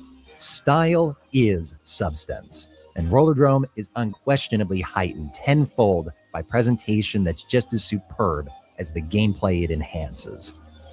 To revisit how weapons change sound to inform players, the cues for perfect dodge, low health, confirmed kill, super reflex, and each type of critical threat are just as distinct and pleasant.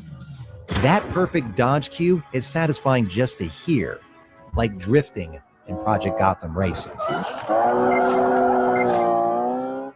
Effects for indicators are understandably overlooked, the more visceral sounds of things like weapons or engines, but they're not to be underestimated. If you're going to be hearing a sound effect thousands of times, it better be satisfying. Better yet, immersing you in the game's world. And Rollerdrome always does, from Super Reflex to S-Rank. You'll hear none of my usual whinging about stock sound effects here, but you will get my usual demo of a phenomenal original score by Electric Dragon.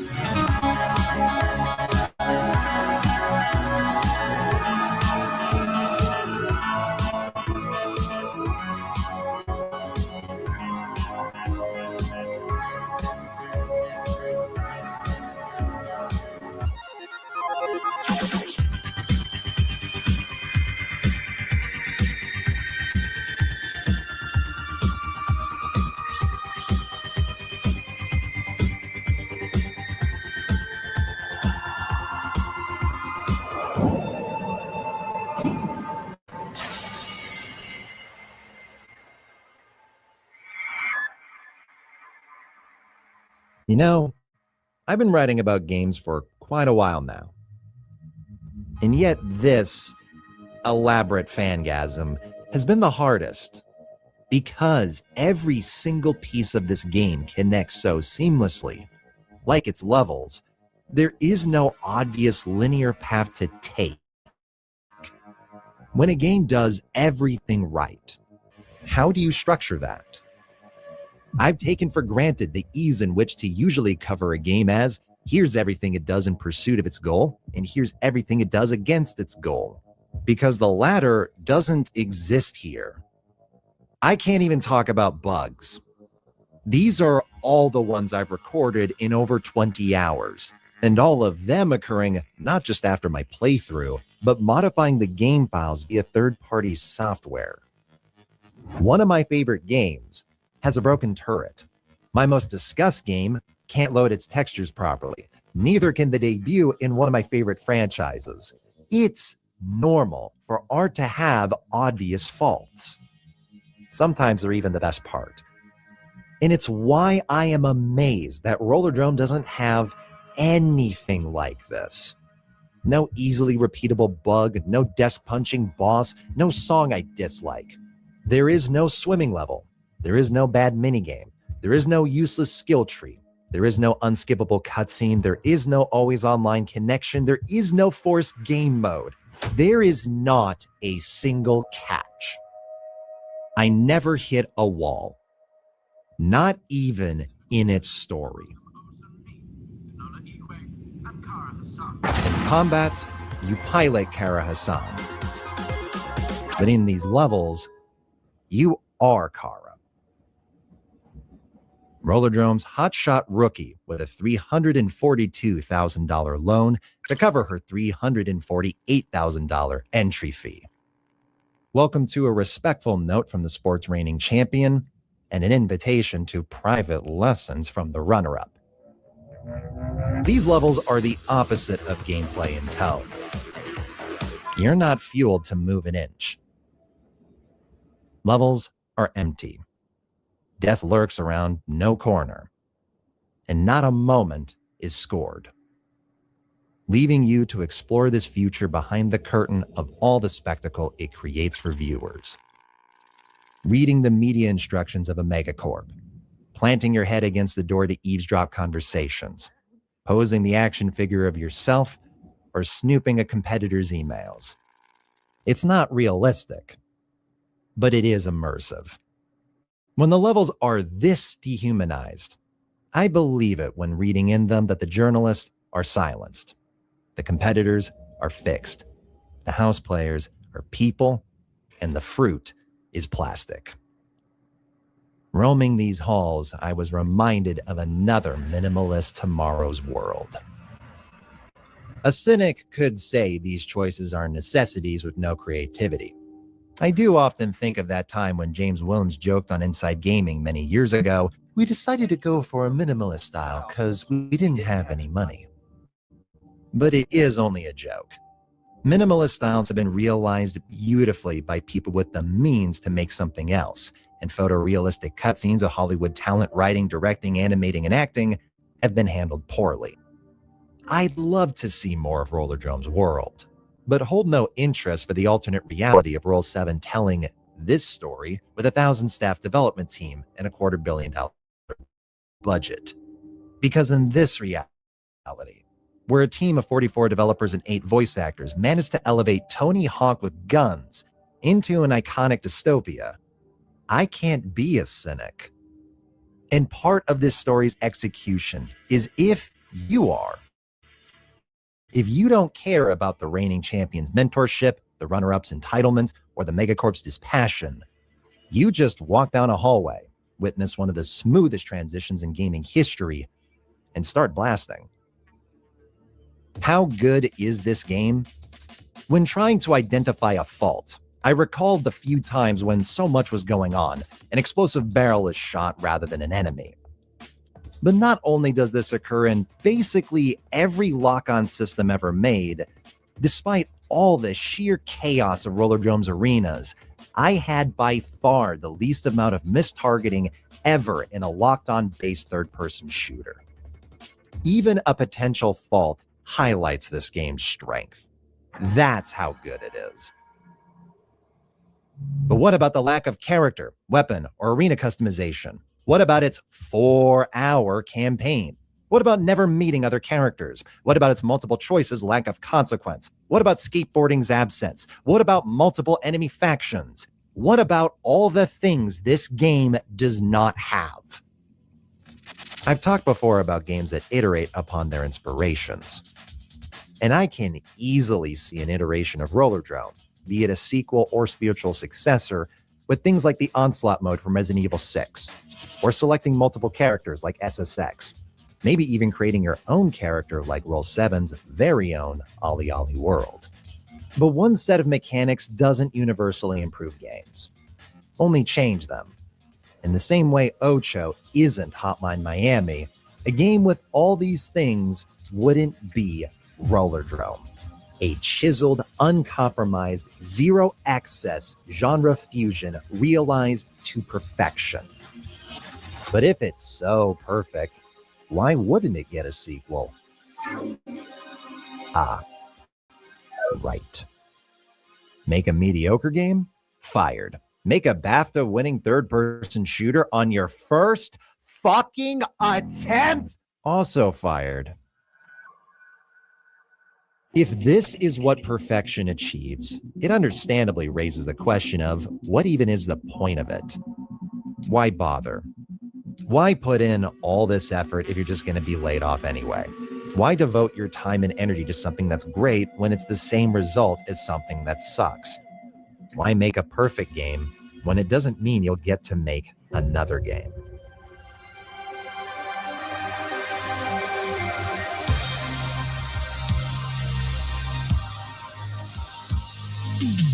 This is Art of Rally. And just like Rollerdrome, it's perfection. From pick-up and play controls with the depth and punishment of a simulator, to its bespoke soundtrack with over 4 hours of electronic bops. In gorgeous, minimalist, yet atmospheric style, Art of Rally is a chiseled, uncompromised, zero-excess arcade racer realized to perfection. And predictably, its developer, Fun Selector Labs Incorporated, released a new game. I don't know yet if it's as perfect as Art of Rally is, nor do I know if their newly announced Over the Hill will be. But whether they are isn't the point. It's that this small team's perfection was met with the opportunity to make another game. And it's not because they did anything different than Roll 7, but because quality is only one piece of an art that since its birth has been frequently and easily made irrelevant. GameSpot used to have a dubious honor award called the best game no one played 20 years before it became a commonplace YouTube thumbnail. Quality has never assured opportunity. As we've seen, not even financial success can. A perfect game doesn't mean anything to the world.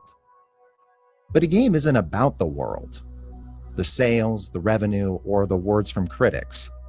It's about the rush of super reflex, the endearment of Kara's action figure, the repugnant company emails, the curiosity upon eavesdropping, and the strain in your neck after headbanging to Electric Dragon's soundtrack in the middle of launching from a halfpipe. It's about an individual's experience when they're playing it. Sometimes I fear this has been devalued over the years, that more games and coverage these days are just about demanding the player's attention. Sometimes I fear that I'm part of the problem, spending the last 2 years reading about games more than experiencing them. Sometimes I fear that because one's experience with art is so rarely seen, that an artist lucky enough to be part of a perfect game could walk away thinking it had little to no impact on anyone. That if it means so little to the world, it wouldn't mean anything to an individual, or that the number of individuals isn't worth it. Rollerdrome was my latest reminder. At least that final fear isn't true. Despite all I've played, watched, and heard, especially the things that inspired this game, Rollerdrome affected me. It changed my outlook on whole genres. It made something through them that always could have existed, but just never had until now. And I consider it sad if the next perfect game never happened because someone didn't see the point in making it due to the world it's made in. Because of the world, there is no reason to buy Rollerdrome. But because of what these people accomplished together, there will always be a reason to experience it.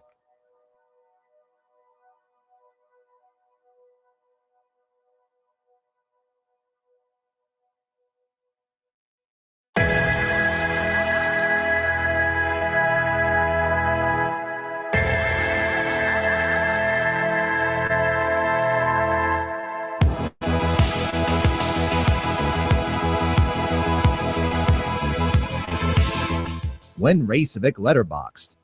Last year. Though you only know what I've seen, I don't bother with reviews. Do you think you're going to quit deceiving yourself anytime soon? I mean, I wrote the opening of this video last year thinking it'd be 10 minutes, so... What game series do you wish you could play through fully without actually having to play through it? Ooh, KOTOR. I'm sorry, I still think about the story in those games to this day, but good grief, is its gameplay ass.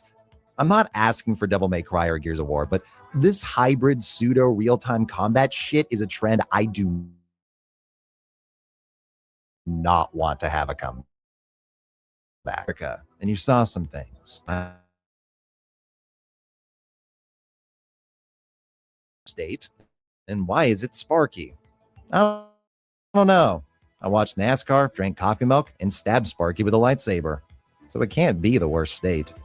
Also, level 99. Please, wearing my shirt through the airport, I got stopped 3 or 4 times by people asking if I work there because they love the place so much. How do you get out of a creative block where you feel like you cannot progress with a project?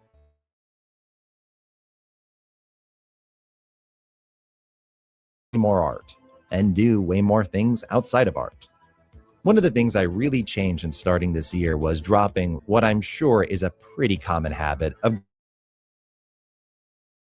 going to things like YouTube, Twitter, Reddit, etc. for content, and either scrolling until it's gone dark or leaving with maybe 10%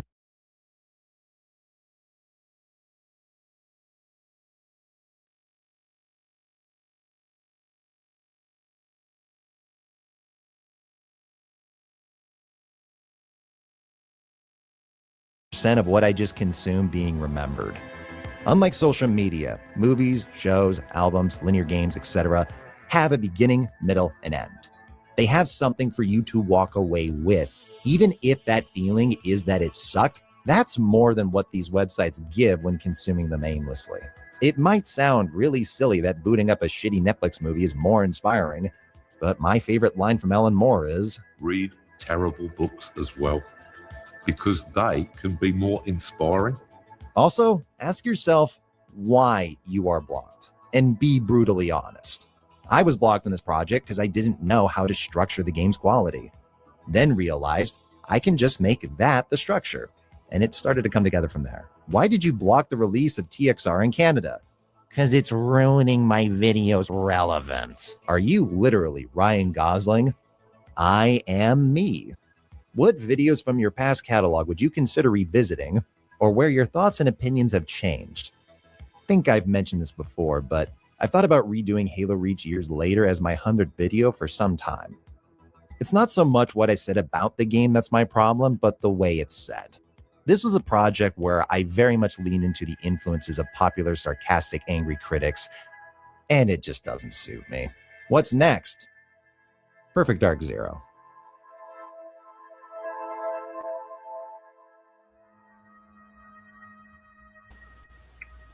Okay, I'm gonna start the video because it's almost done. So, yeah, it's a great video. It's a great video say from Razorback. So, okay, let me see what's next before I stop the stream. Let me let me find another video before the end. This. Okay, this is a hand hammer. It took from 2 months ago. Okay, I found this clip.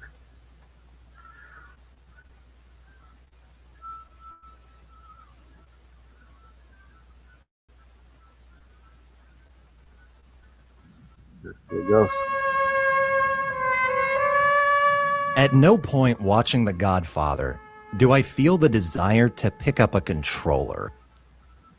But John Wick? That might be the single most obvious video game ever filmed. It's structured like a video game. It has the body count of a video game. It's got vendors from a video game, the mini bosses of a video game. It's even been directly inspired by a video game. But most importantly, it's a power fantasy that'd be unique as a video game. Not a cover shooter, not a beat 'em up, and not a game that flips between the two, but combines them to give you John Wick's superpower. Dealing with anyone, whether he's got a pistol or a pencil. And yet, John Wick has the same number of video games as The Godfather.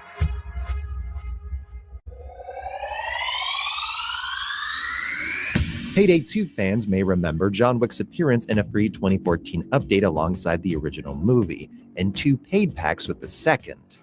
But releasing on the same day as John Wick's Heist was his own game.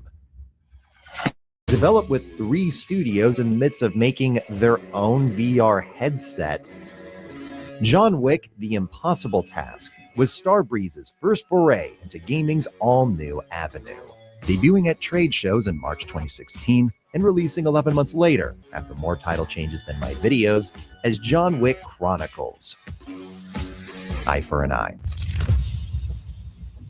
It begins faithfully enough at the Continental's front desk with its concierge, using 1 gold token and an earpiece for him to assist you in the shooting range. First assignment at a multi-story car park, the follow-up at the Continental's rooftop, a yacht in the middle of New York City, and that's when you discover why the highest viewed Let's Play of this game on YouTube is 32 minutes long. This is every level in what might be the only movie tie-in game in recent memory that's shorter than the movie it advertises. I don't care about dollar-to-hour ratios, but this is really testing that belief. And that's not the only one. I've said repeatedly on this channel over the years that reusing assets is good game design. But that's for things like creating unique levels from existing assets, not lifting entire levels and music from Payday 2.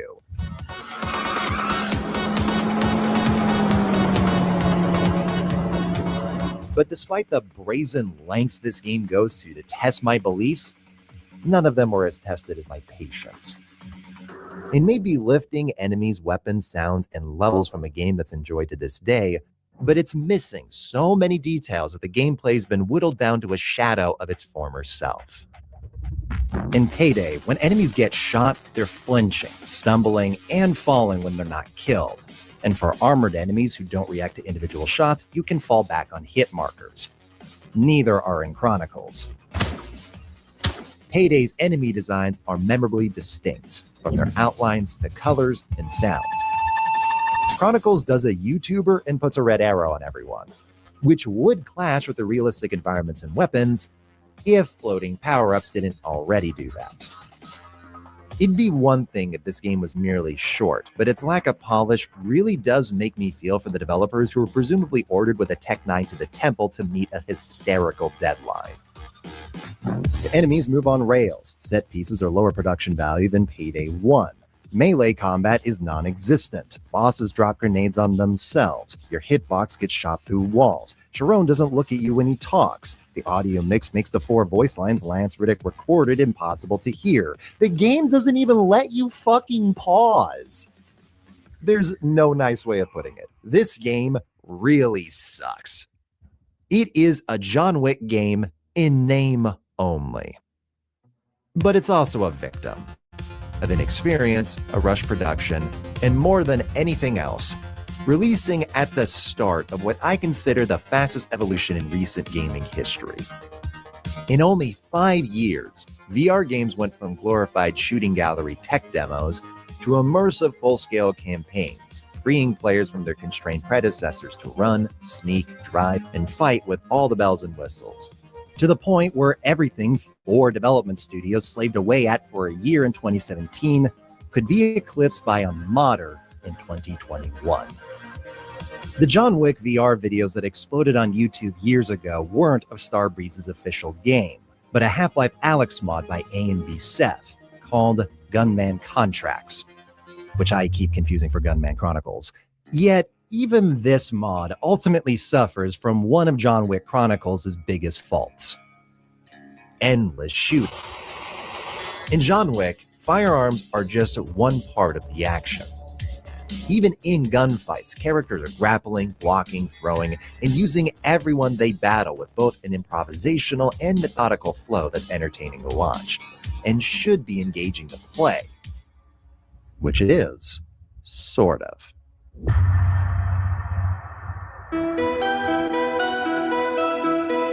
John Wick Hex really surprised me. I was not expecting to hear Ian McShane reprise his role in comic panels to talk down Troy Baker. I was not expecting a tiny indie studio with this mainstream license to provide a full multi-hour campaign as the main character, and I wasn't expecting to like a strategy game's combat system this much. Yes, strategy game. Believe me, I also saw this game's reveal and went, huh? How does this translate to this? And the answer is, quite literally. This scene is essentially Hex's core gameplay loop. Unlike John Wick Chronicles or Gunman Contracts, you act out the protagonist's agility and creativity, and in a way that's unlike any other strategy game I've played. In the broad genre labels of real-time and turn-based, Hex falls in neither camp. The best description I can give it is time-based strategy. There's a literal timeline at the top of your screen, detailing the precise duration of everything you do. But it pauses like a turn-based strategy game whenever your action is completed or interrupted, by incoming attacks, enemies entering your line of sight, or by your action becoming impossible, thereby eliminating one of the biggest hurdles a traditional turn-based game has to contend with, making you helplessly watch the enemy kill you fun. By pausing every interruption, you're always given the opportunity to respond, and you have a wide array of options from strikes, pushes, takedowns, and parries to throwing or firing your gun. The first 4 dependent on your limited pool of focus, the last 2 relying on your accuracy. In practice, this means the game is about balancing these scales.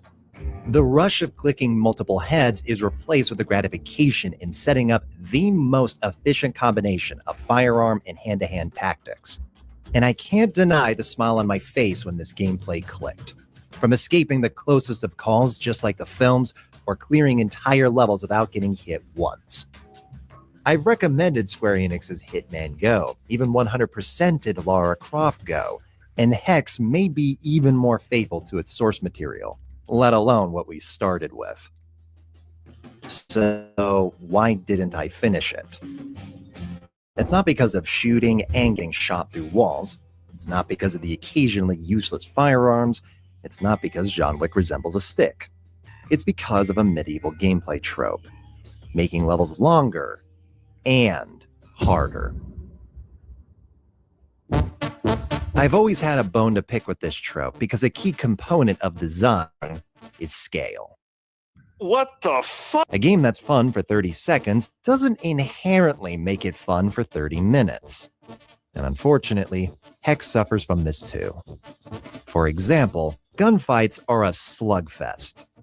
The developers presumably recognized that hunting down a wounded enemy in the fog of war would get tedious. So instead, when a shot enemy retreats, 9 times out of 10, they will step right back to where they were, meaning the often ideal strategy is to shoot, wait, shoot.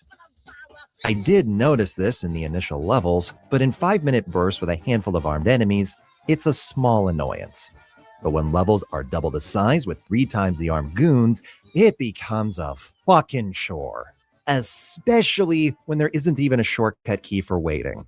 On PC, you have to manually click the bottom right corner of the screen every single time this happens. It's seemingly a control arrangement for a mobile version of this game that does not exist. Racevic, you are sim racing spurred. How can you possibly complain about long levels after participating in multi-hour endurance races? Does that alone ruin your point? Actually, it might help.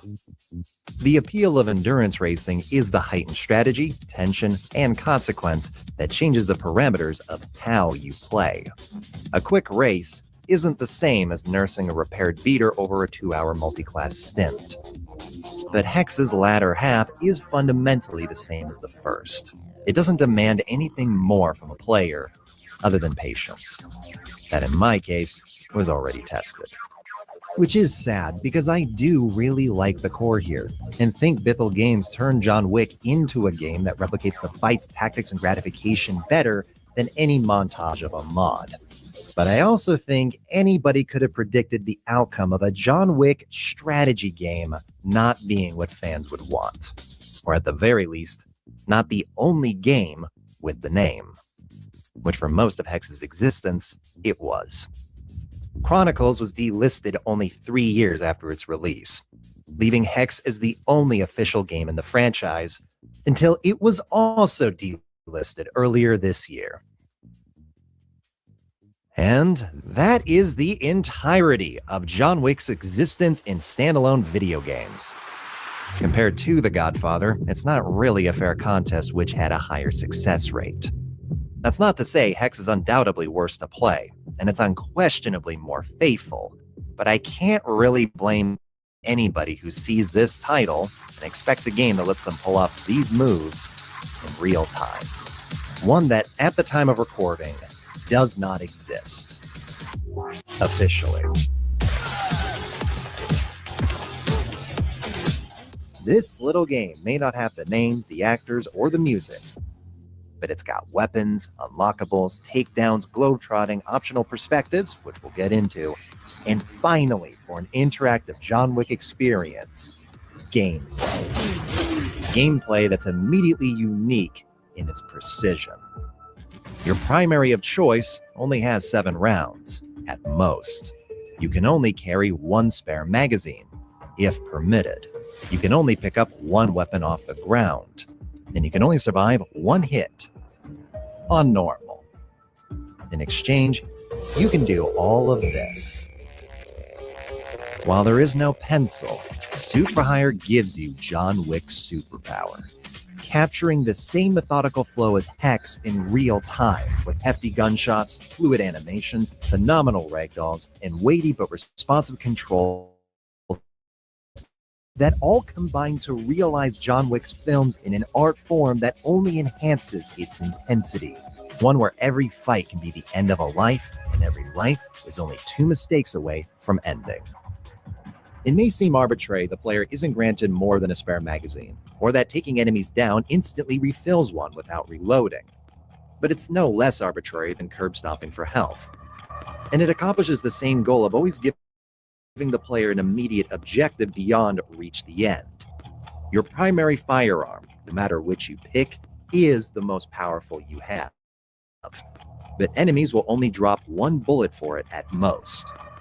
There's 3 ways a magazine can be refilled completely: ammo boxes, takedowns, or a 7-kill clean suit combo, topped off by a slow-motion comic panel of the final kill as your ammo's instantly refilled to do it all over again. But the game's just as compelling as that multi-suit high when you slip up. Scavenging for doors and barrels to kick, enemies to take down, or weapons to pick up. The pistols, shotguns, and assault rifles are just as satisfying. So too is melee combat, with punches, kicks, sweeps, counters, and weapons. The animations are genuinely impressive, most of all when they manage to seamlessly transition between gunplay and takedowns in even the most hectic of arenas without sacrificing functionality nor flexibility. I can't hammer this point home enough. There is so much you can do in this game, and all of these systems are multi-purpose. You don't just kick enemies, but doors, grenades, and any physics object in the environment. The spacebar doesn't just sidestep melee attacks, but dodges bullets and dolphin dives, which itself can be used to slide. I'm not going to pretend I didn't already fall head over heels for an indie shooter before. Only that when I'm playing Suit for Hire, I want to put it right up there with them so badly. But I can't. There's lots of little problems. You get teleported restarting levels, enemies get teleported in levels.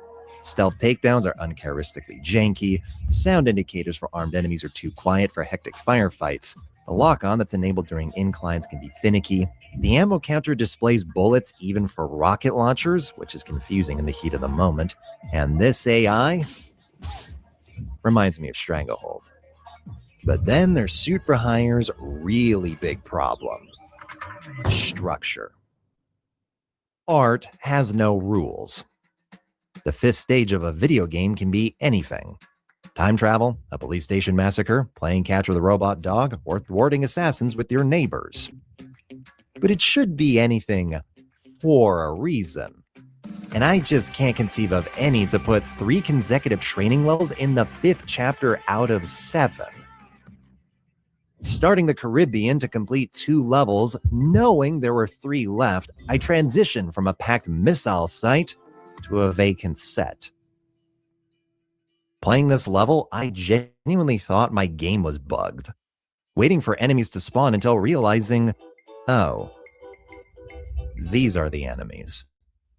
I still had fun, enough to replay these multiple times. But like a 10 out of 10 date with undiagnosed ADHD, fun isn't the problem. This game likes the same things I do. Mirror's Edge, Tomb Raider, Counter-Strike, John Wick 4, but that doesn't mean I want Rainbow Road in NASCAR or Run DMC in Tron.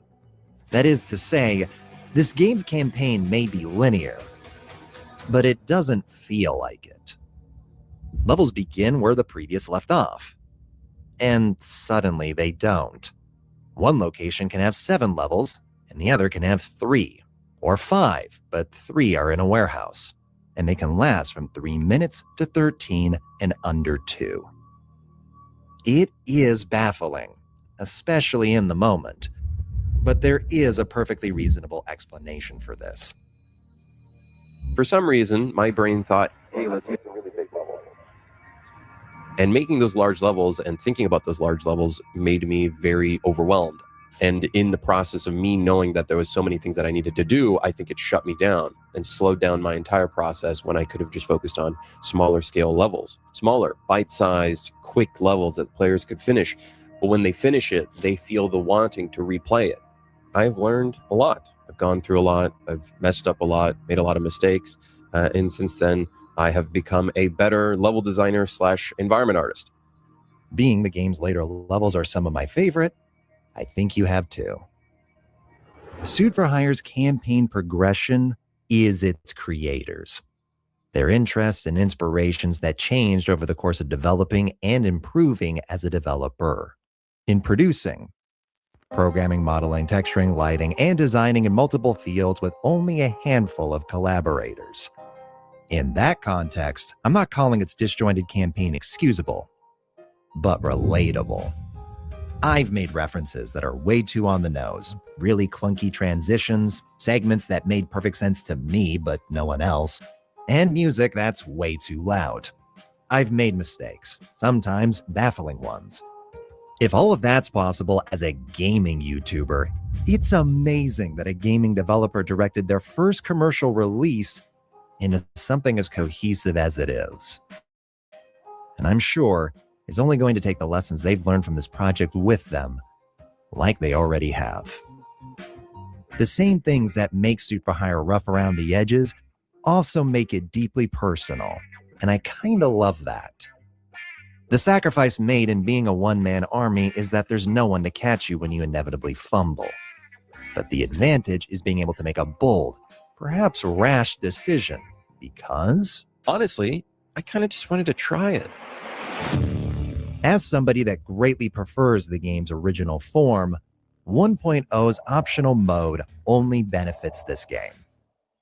The integration's so seamless, there's literally a shortcut for it. Its settings can be customized separately, and most importantly, it's fun. And that makes sense. Suit for Hire might be a top-down shooter, but ultimately its core mechanics are built upon decades of third-person shooters that have been whittled down to a particle of their original gaming presence.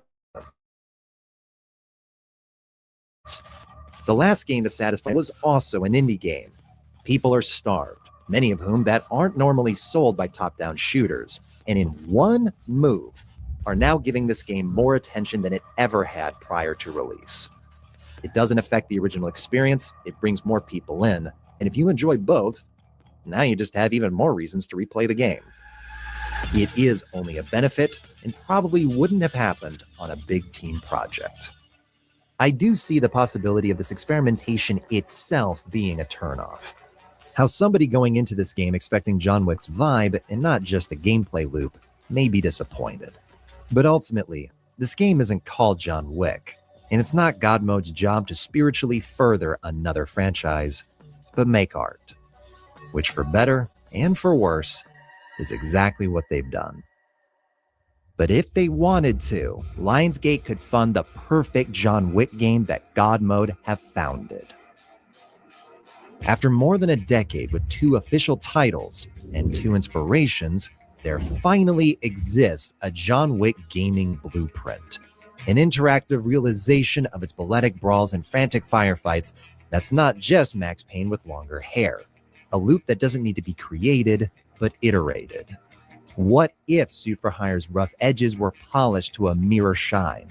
Dressed up with the charming merchants, notable rivals, established locations, expanded arsenals, movesets, objects, and items, a Lee Castlevania soundtrack made like Doom, and collecting the coins of John Wick's brilliantly absurd world that's begging for a player to stir a whirlwind within it.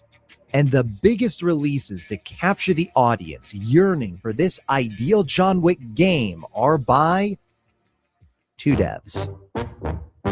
That's it? $1 billion IP, 15 years, 2 devs, 2 indie devs.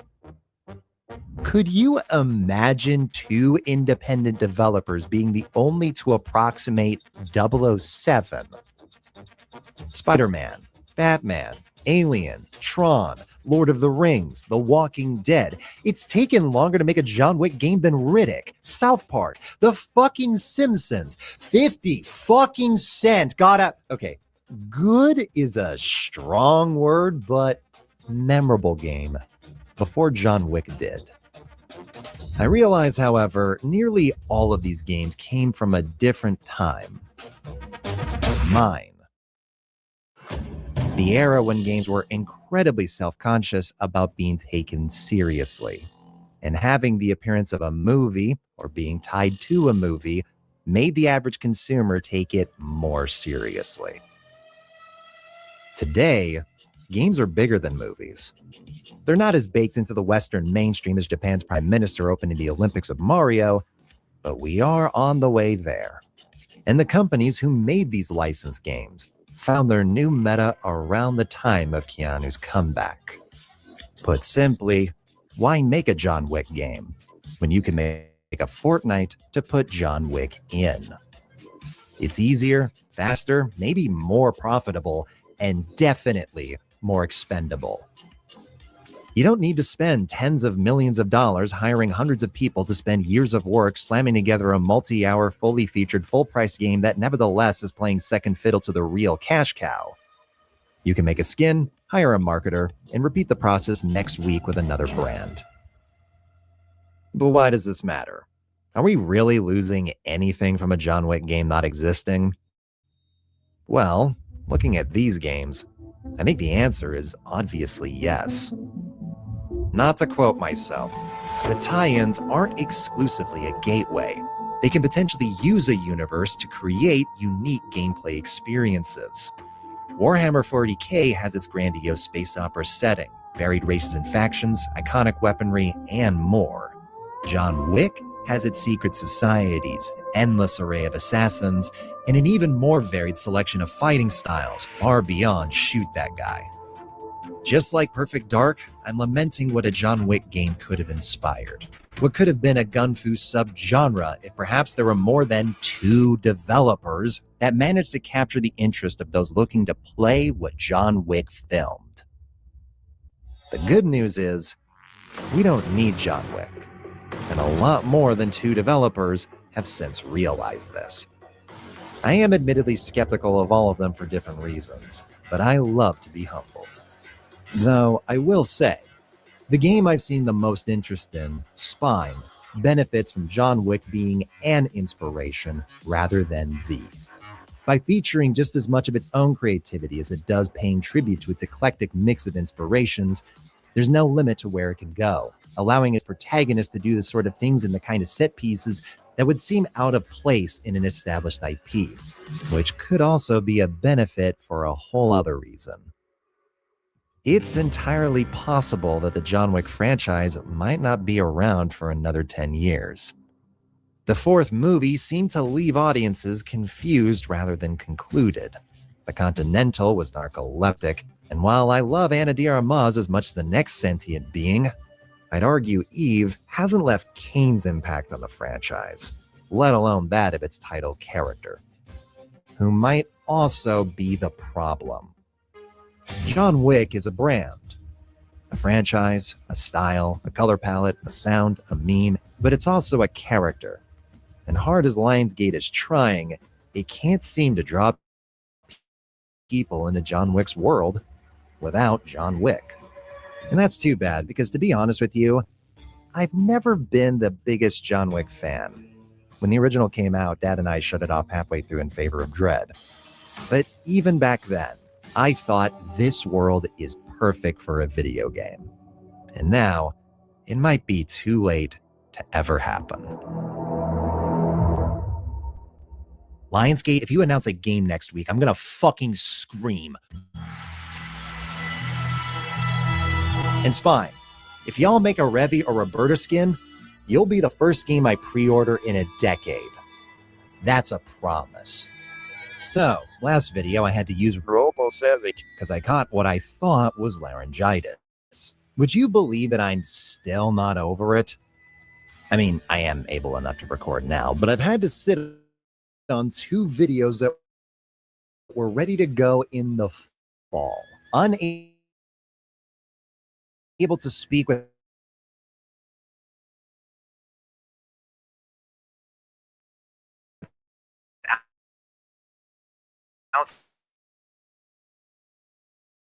sounding like a McDonald's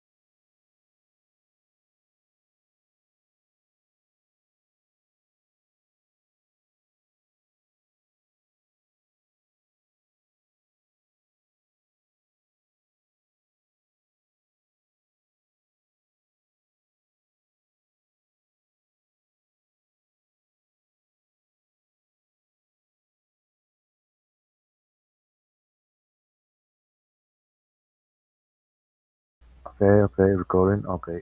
Um, I want to apologize for the small issue that. Anyways, I think it's almost that bit is come to an end, and it's not going to use. I was I was closing the video and thinking about that, but as I promised that this will be the last for today. The last video for tonight's stream. So I think I'm gonna close for now, and well, I will. I promise that I will make another stream, but this time I will test with OBS Studio because the last time I tried and I made the stream, the last one recorded with OBS Studio and connected with Livestream, but it has so buggy and sometimes it gets a bit laggy and glitchy. Sometimes, as the majority of the times it happens, but I will try this again. For now, I use this with Stringer because it's useful and sometimes gets a little bit fast than the OBS, but I will try again with OBS to do that and see how it works because, but I won't promise anything. I won't get it to you because my internet is a bit slow sometimes, and the bitrate will be lower and not used or not fluid and not functioning sometimes. But it is how it is. But I will make my second attempt make a stream tomorrow night. For example, tomorrow night for another record stream and see how it looks, how it works. So it will be my second testing. So yeah, as always, thank you for being here. Thank you for having me. I hope you guys enjoyed the stream. I hope you guys enjoyed from the beginning to end. I see you guys.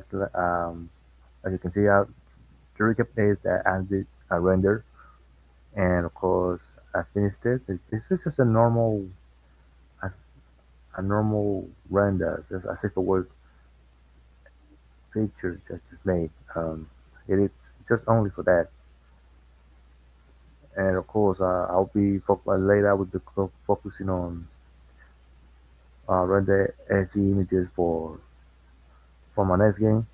And so yeah, so stay tuned for more updates for the announcement. So yeah, as always, I will be streaming again tomorrow night, and I hope you guys enjoy. I hope you guys either. If not, well, I will do my best to try to do the stream with OBS. Well, I hope it works out. If not, well, I do as I can. I did my best, but for now, I'll do another attempt. So yeah, it is how it is. So anyways, I hope you guys enjoy. I hope you have a good night, a great and wonderful and impressive day, day or night, of course, well, as you guys live. And so yeah, that's it for for this stream, and see you in the next one. Take care, guys. Rest well, and have a good night, y'all. Take care.